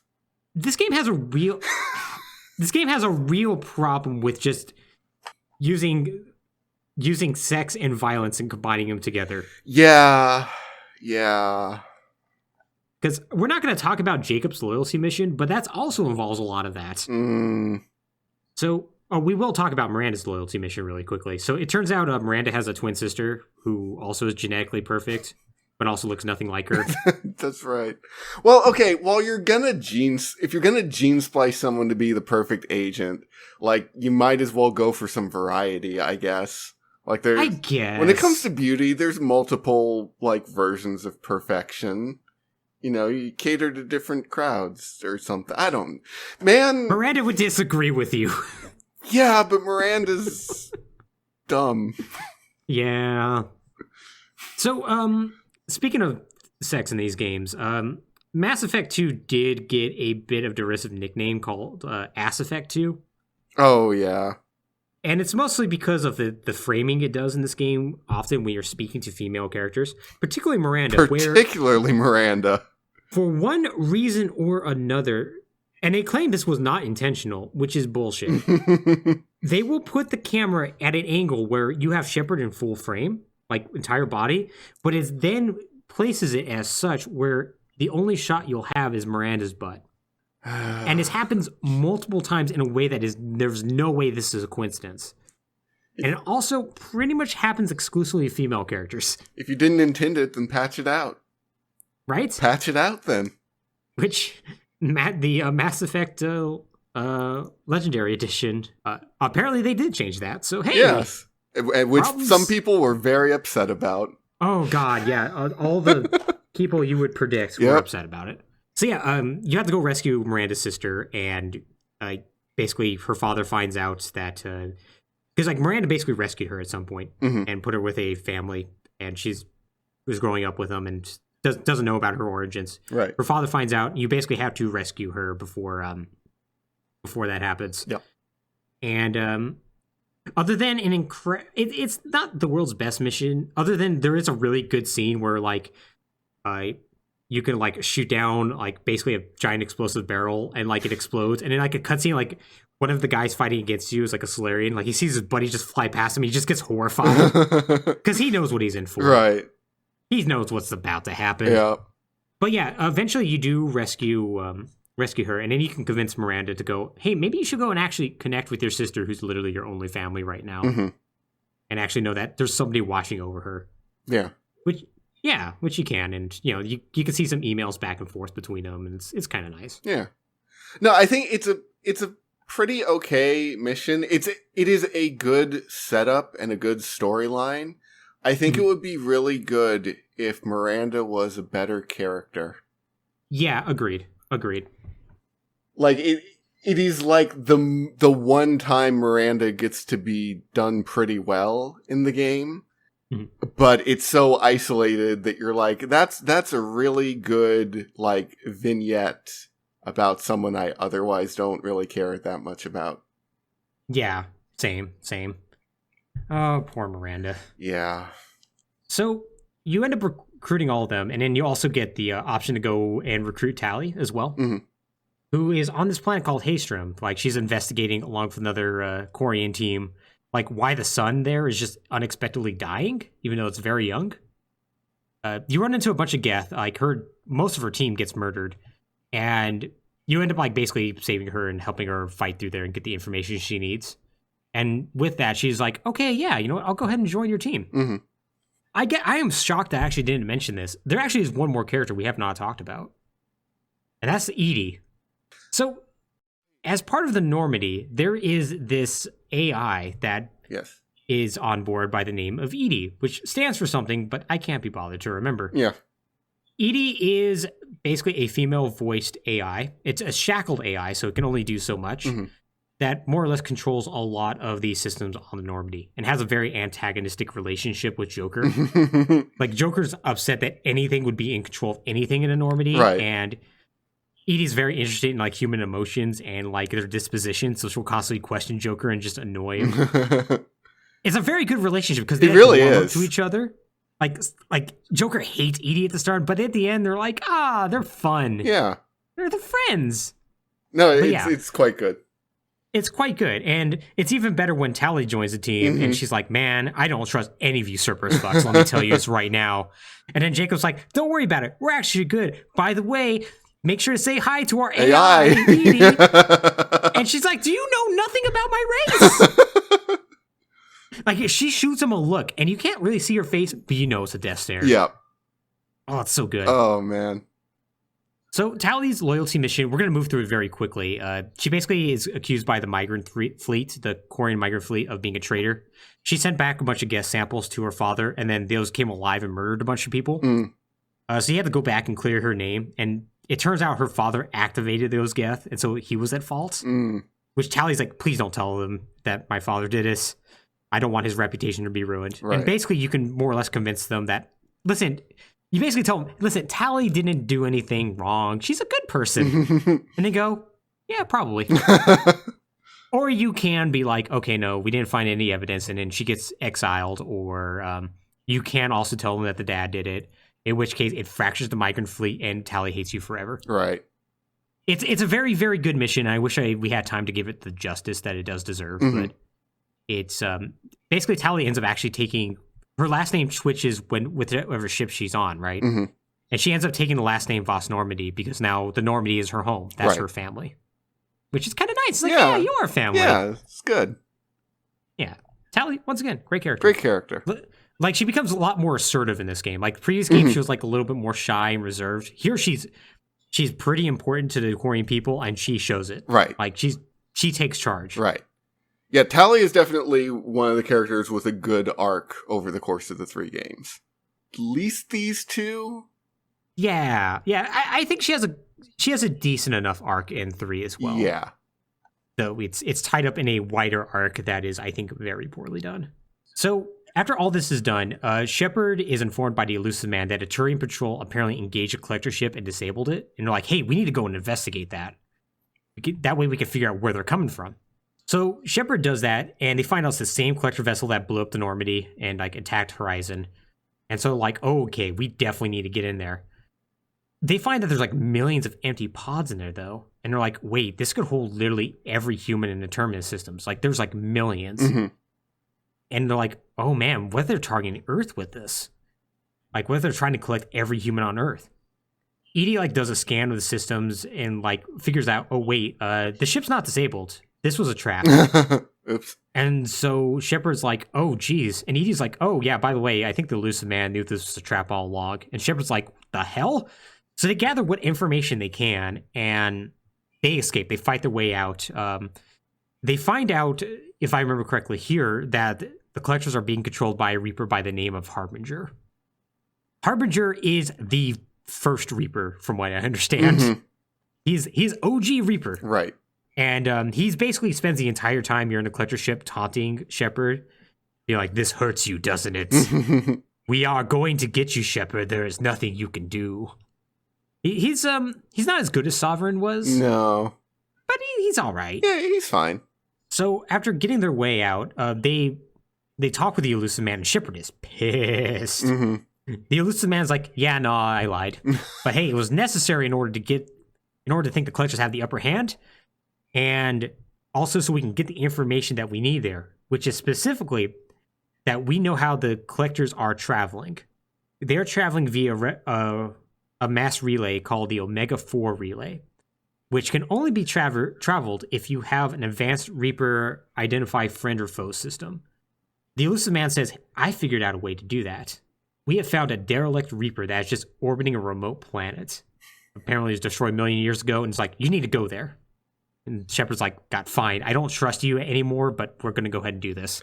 I do have to once again shout out the casting decision to get Martin Sheen to do the Elusive Man. Oh, yes.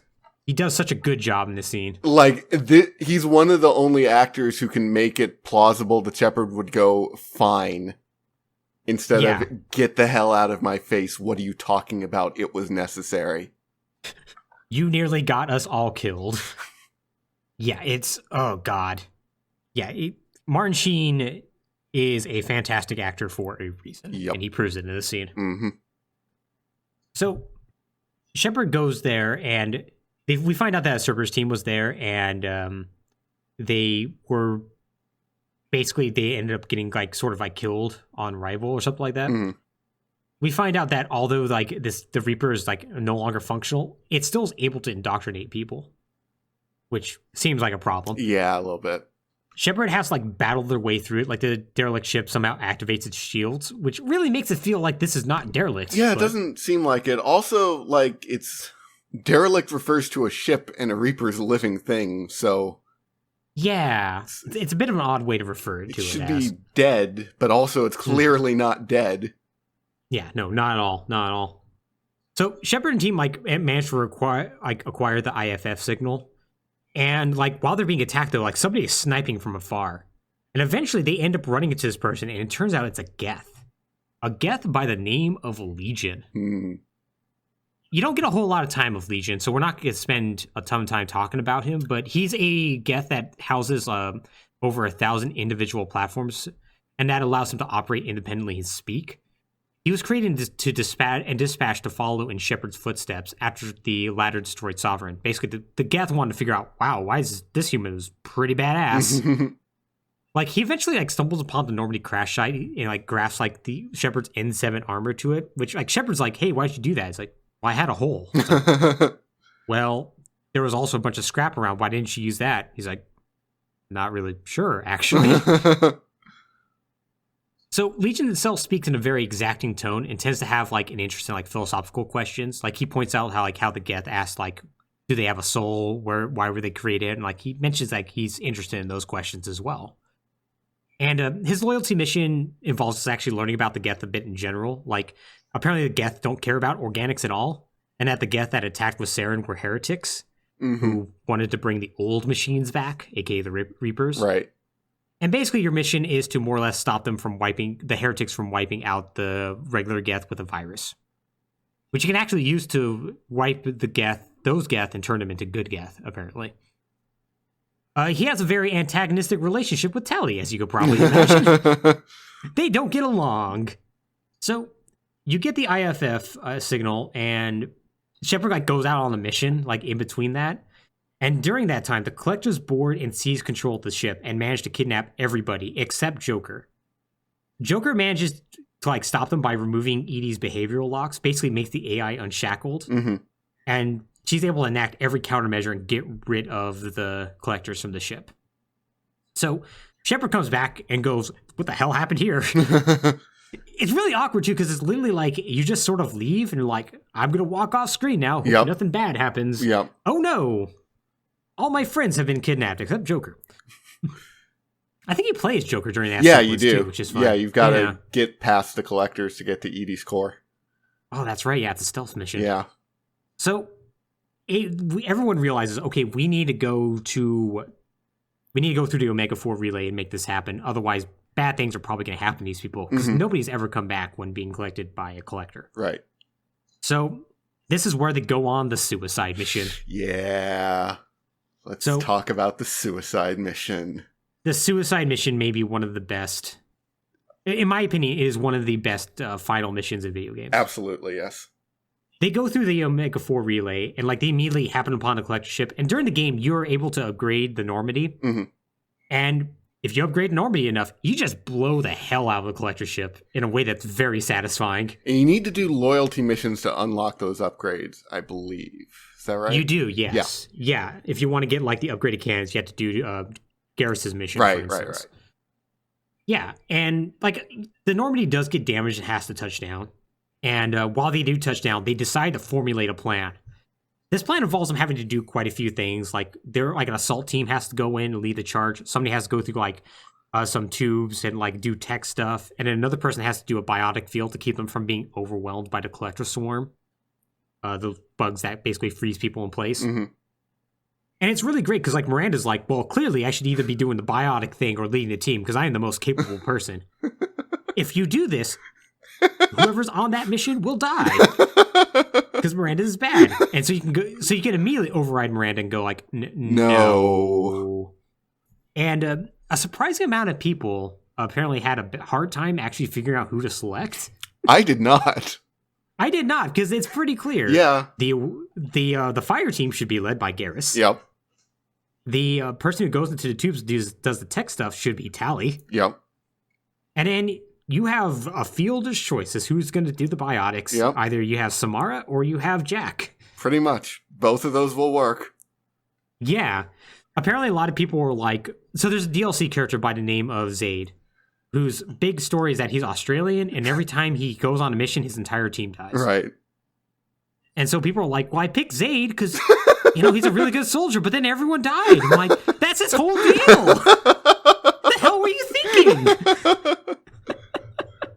That was a common failure point, and apparently another common failure point was selecting Miranda for the biotics part. Which that one makes a little bit more sense because she plays herself up as a powerful biotic, even though she's not. She never does anything to actually display that. Like Jack and Samara actually do biotic stuff. Yeah, so like each character is like separated to like, are you a soldier, are you a biotic, or are you tech? Right. And like, and you get bars that indicate such, and like. Miranda is a combination biotic and tech, so she's like a jack of all trades. She's not great either. It's like even gameplay wise, you look at that and go, probably not good at that. Yeah. Samara's bar is all the way over. Yeah. I'm selecting her. Yeah. So like if I had a criticism against the suicide mission, it's that the choices I thought were a little too obvious. Yeah. Yeah, totally. Once again, I thought so too, and then like, but apparently, yeah. So like, you fight your way through, right? And eventually, you find a bunch of like pods. You see all your old crewmates. You're like, oh man, this is great. We should rescue them. What about this one person? And then you see what they're doing. They're turning these people into goo, and you watch it in horror as a person gets turned into goo. And then you have to break everyone out. And if you took too long to do the final mission, everyone gets gooified. Yep. You just lose them all. But if you do this like pretty immediately after, you end up saving your entire crew. So like Dr. Chockwitz gets saved, Kelly Chambers gets saved, like your weird engineer buddies. So there's a middle ground to this. Is there? Yes. So, okay. Oh, right. I think I know what you're talking about, but keep going. So, okay. I believe the threshold is if you immediately go on the suicide mission, or you do...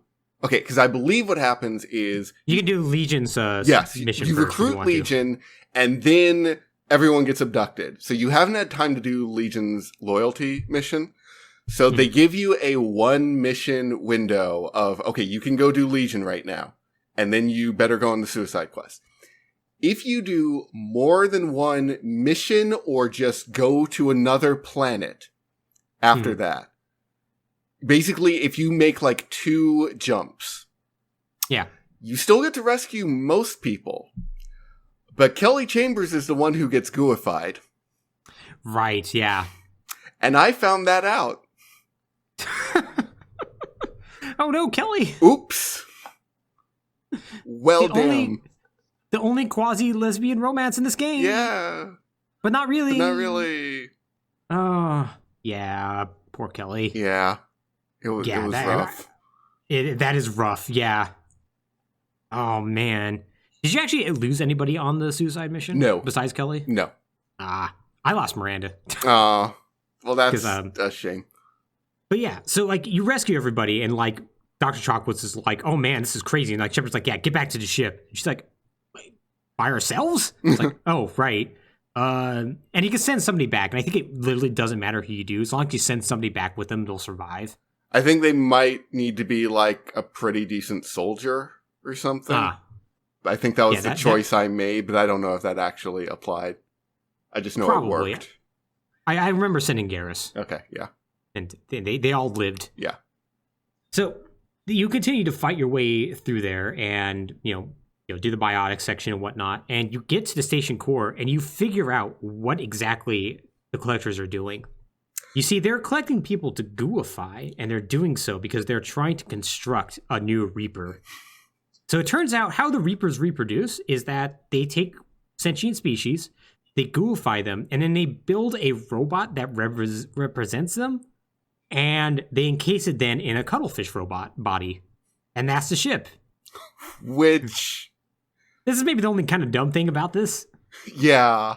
I don't know why you need to do that. Yeah, so you basically fight a giant Terminator. Pretty much, yeah. A giant 3-eye Terminator, which there's a lot of really good fan art and fan comics that came out after this game. And one of my favorites are like 3 Reapers that talk to each other. It's like, how many eyes do the humans have? One says 2, the other says 4. The other says, let's compromise. And so you just see one with 3. It's so good. But yeah, you fight this, and if you have you can like get different weapons throughout the game. Like one of them was like basically literally a portable nuclear warhead launcher that, if you're playing normal mode, actually will take down one of its phases in one hit. That's in a way that's very satisfying. Yep.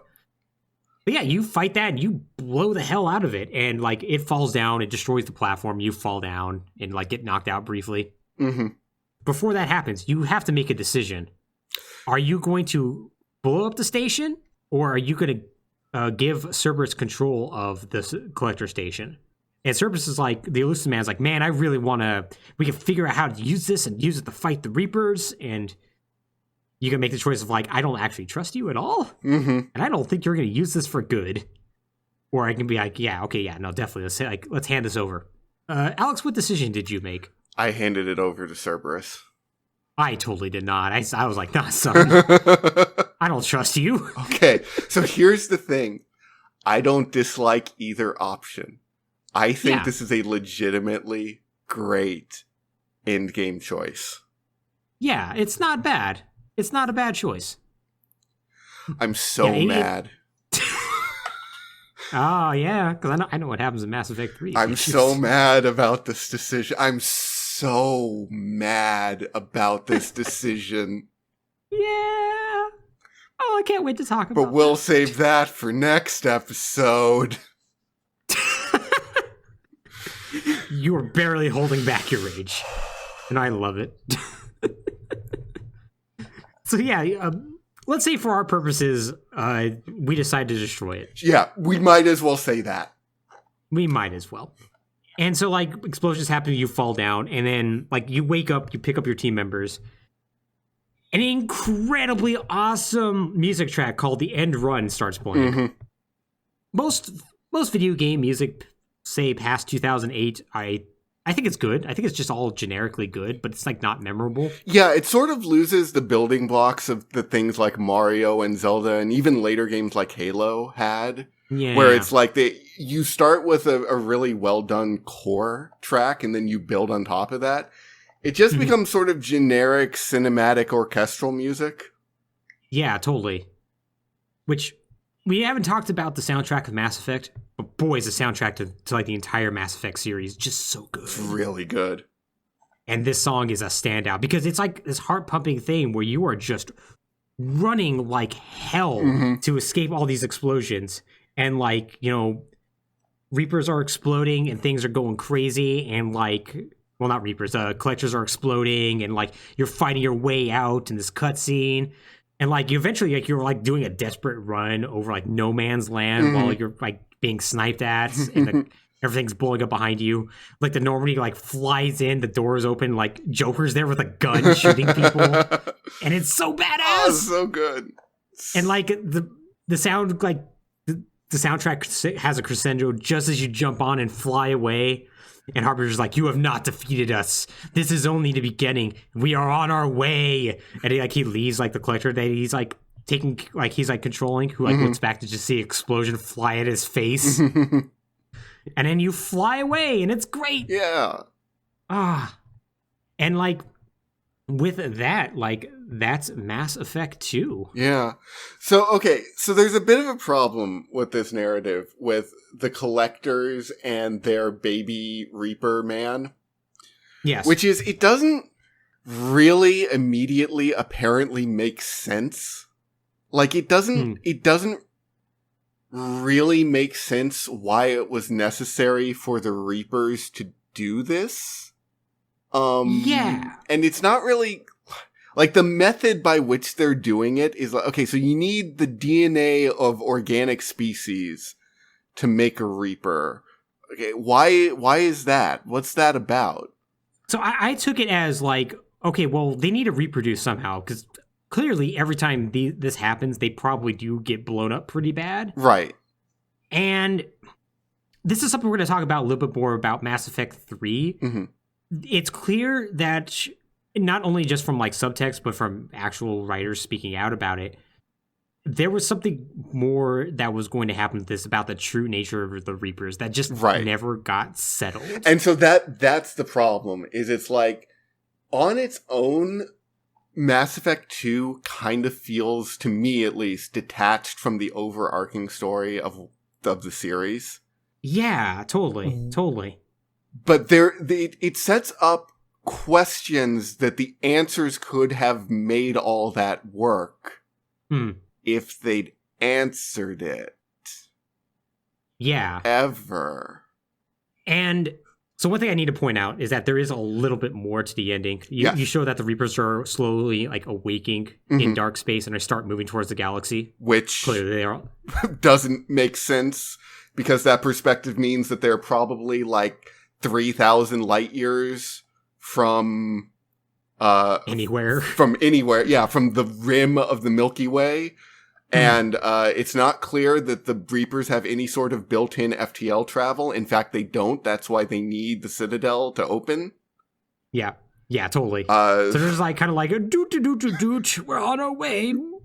That will take literally billions of years, if not more. Yeah. But they're on their way, don't worry. But yeah, getting back to your earlier points, like, they set up a bunch of questions. One thing that I kind of glossed over, and that's with Tali, was that when Tali does her investigation of that sun that's unexpectedly dying, like, she finds out it's because it's dark matter that's doing, or, yeah, I believe it's dark matter, straight up, that's just doing that. It's aging stars, which all space travel is perpetuated on using element 0, and the byproduct for element 0 is dark matter. Right. And so they set up this thing. It's like, well, is there going to be bad consequences because of all the space travel that's happening? Is it possible that maybe the Reapers are come back to purge all life so that they don't like literally dark matter everything away? No. Like, there's a lot of like really interesting questions that are going on here, and none of it's going to be brought up again. Yep. Yeah, it's and, like, that's the whole point of, like, a middle part of a trilogy is to set up things. Yeah. Because, like, it totally nails the emotional setups. Like, I really like the loop of this game being recruit people, go on mission, recruit people, go on mission. Because it makes building a team of people you know and trust and work well with, like, the core identity of the game.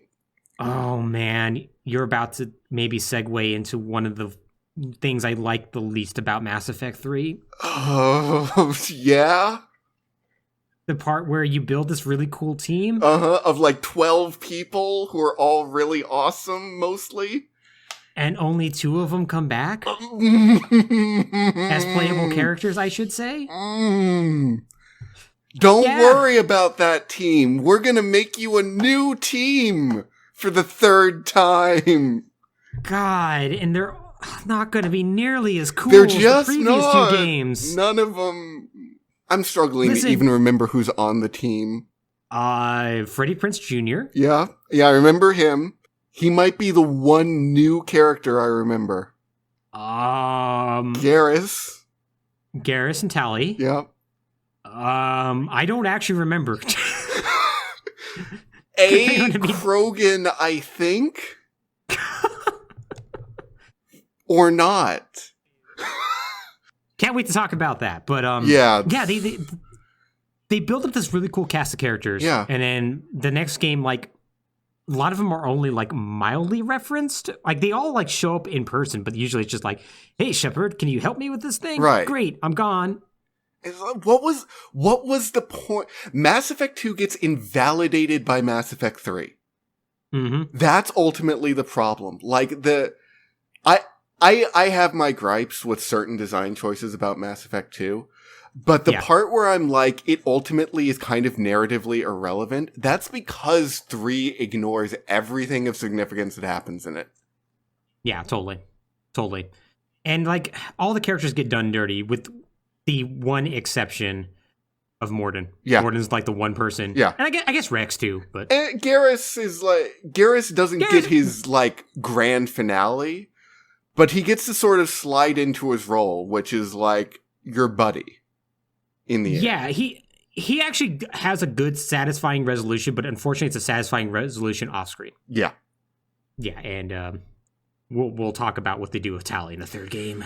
Yeah, but it's really unfortunate because you really get attached to these characters and what have you. And then the next game they do introduce some cool characters, but the fact that for a game that is so predicated on choice and having your choices matter, it's like, I built up this cool team.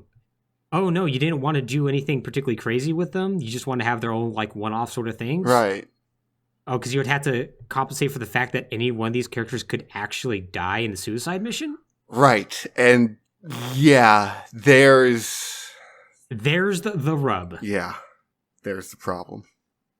So they're like, well, how about we only have to worry about a couple of those characters. Yep. And we'll just kind of give you a bunch of new ones. Like James Vega. But yeah. Nope, I don't even remember. James Vega is literally, I do pull-ups all day, and I'm... Okay, yes. Never mind, he's the one I remember. Yes. So... with the end of Mass Effect 2, there were a few more DLCs. The DLCs for this game are, for the most part, incredibly good. Yeah. Including the Lair of Shadow Broker, which may be one of the best DLCs ever made. It was very good. Now, for purposes of time, we're not going to take a ton of time to talk about it. Just because we're kind of already running a little long, and there's really only a couple of really big things to go over. Yeah. We can skip Zaid completely. Oh, yeah, we're not going to talk about Zaid. Zaid or Kazumi, for that matter. Oh, yeah, Kazumi's a thing. Yeah, Kazumi. Kazumi should have been really good. Kazumi should have been really good, but unfortunately... she wasn't. Yeah. Yeah, she's a victim of being a DLC character, which meant they had to account for that. Yeah, so they can't do too much craziness. Yeah. But yeah.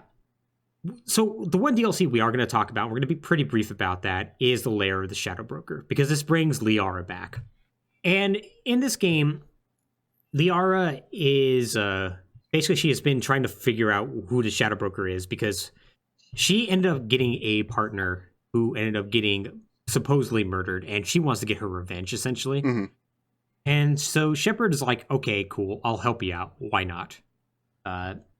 So we find out that there's been an attempt on Liara's life. We have to investigate apartment, and we end up finding her. And we figure out that, okay, so yeah, basically they find out where the Shadow Broker is. And they find out that not only did they find out where they are, but Liara's partner is alive, whose name is not that important. Yeah. The point is that they fight their way into the Shadow Broker headquarters, and it's an incredibly cool mission. Like, I wish I could give this justice, but like it just has like a lot of really cool set pieces and like a cool interaction. Yeah, it's a lot of cool action and mechanics and stuff. Yeah, but you end up finding out who the Shadow Broker is, and it's a species we've never met before called the Yogg. The Yogg are basically a very primitive species who were basically like one of them got kidnapped by a Solarian, and it was like we'll just basically like examine them like they're in a zoo or something like that. But it turns out he was really intelligent. And so eventually he ended up like kind of breaking out and like taking advantage of like his Solarian captors and whatnot. He gathered a bunch of information, and that's how he became the Shadow Broker. I think he may have also murdered the previous Shadow Broker, because that's how you become the new Shadow Broker. Apparently so. You shoot the previous one, and then you get the job. It's like monarchies that way. Yeah. So Liara and Shepard fight him, and they manage to murder the hell out of Shadow Broker. And with that, Liara is now the new Shadow Broker. Yay! Yay! And so because of that, Liara is like kind of overwhelmed. She's like, I have no idea what I'm supposed to do. But she's like, well, I guess we'll just I guess I'm just gonna do this now. That's kind of cool. Anyways, Liara is like super happy about getting her revenge. Like her partner is alive, and that's great. And she killed her one enemy who was trying to murder her for the past 2 years. Right. If Shepard's in a relationship with Liara from the previous game, he can continue this now, or she can. Or he could choose to like break it off now. And basically, Liara is like, hey, listen, I'm going to help you in your war against the Reapers. And also, here's a bunch of data files about all your squad mates, so if you want to get just extra background information. Do you want to see some security camera footage of Jacob doing sit-ups? I know you do. No? Well, I did it for some reason. I do. What's wrong with you? Says Liara. He has really good abs, Shepard. I've never seen so many abs. Do you think a Prothean is responsible for that? But yeah, so it's a really good DLC. We kind of ran through it really quickly, but let me assure you, it was well worth playing. It was good. The moment where Liara becomes the Shadow Broker is pretty good. This is like she's sort of surrounded by all these monitors, and I think she sits in the chair. Was there a chair? I can't remember. Also, it's really fun because the Vogue are really big. Yeah. And so the Shadow Broker's got like all this technology and stuff at his disposal, but also he's really big and he just like tries to punch you really hard.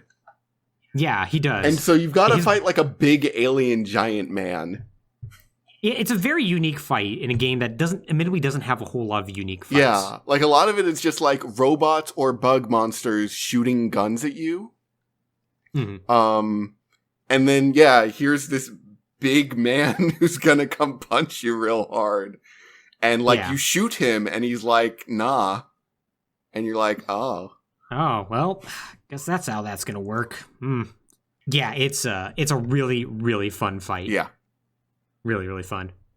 So there is one other DLC that is important, but we're gonna talk about that with Mass Effect 3, because literally Mass Effect 3 just picks up right after it. I also didn't play that DLC. So the start of Mass Effect 3 was real confusing for me. I bet it was. Yeah, same here. I did not play Arrival. I heard Arrival was incredibly bad. And by that point, it took a while for it to come out. And so by that point, I was just sort of done with Mass Effect 2. Yeah. Yeah, it was definitely sort of after the life cycle. Yeah. But yeah, it basically involves you fighting Batarians and blowing up a mass relay. Right. So we'll talk about that more in Mass Effect 3. But yeah, that's Mass Effect 2. Yeah. Alex, do you have any final thoughts? I think, again, I will just reiterate, there are things about Mass Effect. Oh, what? You know what my final thought will be, rather than repeating myself? There is a DLC that brings vehicular not exploration, brings vehicles back. Yes. So one of the things I miss from Mass Effect 1 is the Mako, whatever. The horrible, just absolutely nightmarish to control, vehicular drone that you got to drive over planets in Mass Effect 1. Yeah. Because despite controlling like an inflatable elephant in zero gravity, just the ability to just drive around tons of square kilometers of random planets in the galaxy sort of made them feel like real planets. Now you go into orbit around those planets and you throw drones down on them, which tell you if there's resources to harvest there or not. Yeah. So the Mako doesn't come back. There is a DLC that adds the Hammerhead, which is a hover tank, which is much more controllable. Much more controllable. And you drive this down basically large corridors and blow things up, and that's it. Yeah, it's kind of a sad DLC. It's not my favorite, although I have completed it multiple times. That's fair. I believe, in fact, was it Kasumi's DLC? There was, I think, another DLC where they actually turned it into more of an open world-ish thing. I think it might have been Kazumi's DLC. I think they definitely did. And it was definitely better. And my feeling is, God damn it, why didn't you just replace the Mako with this and let me drive around my empty box canyon shooting giant worms with this? Yeah. Yeah, no, totally. Yeah, because that would have been pretty good. That would have been great. I wish that had been there. But yeah, I think that's going to go ahead and do it for us today. My final thoughts is that Mass Effect 2 is a great game, and it sets up quite a bit of things for later. I think it really punts on the big decisions that happened in Mass Effect 1. Like, you barely interact with the Council. Stuff with Arachne and other decisions are just kind of glossed over in the most superficial way possible. Right. But that was an okay thing, because it was the middle game. Yeah. Mass Effect 3, though, is going to have to make good on all that. And... Well, so it's kind of unfortunate because... You know, I'll save that thought for next time, because I think it ties into some things pretty well. But yes, you're right, that it glosses over a lot of decisions from Mass Effect 1 and sets up things of its own for Mass Effect 3 to make good on. Yeah. And... It totally does. Yeah, Mass Effect 3 is going to be faced with the weight of basically 2 games of decisions, and we'll see how well it does with that. I'll spoil things. Not very well. Not very well. But that will be for next time. In the meantime, I'm Michael, as always, joined by Alex. And if y'all want, of course, to check out other episodes of this podcast, ftp.podbean.com, or search for Falling Through Plotholes on YouTube, Apple Podcasts, or Google Play. Take care, everybody. Take care.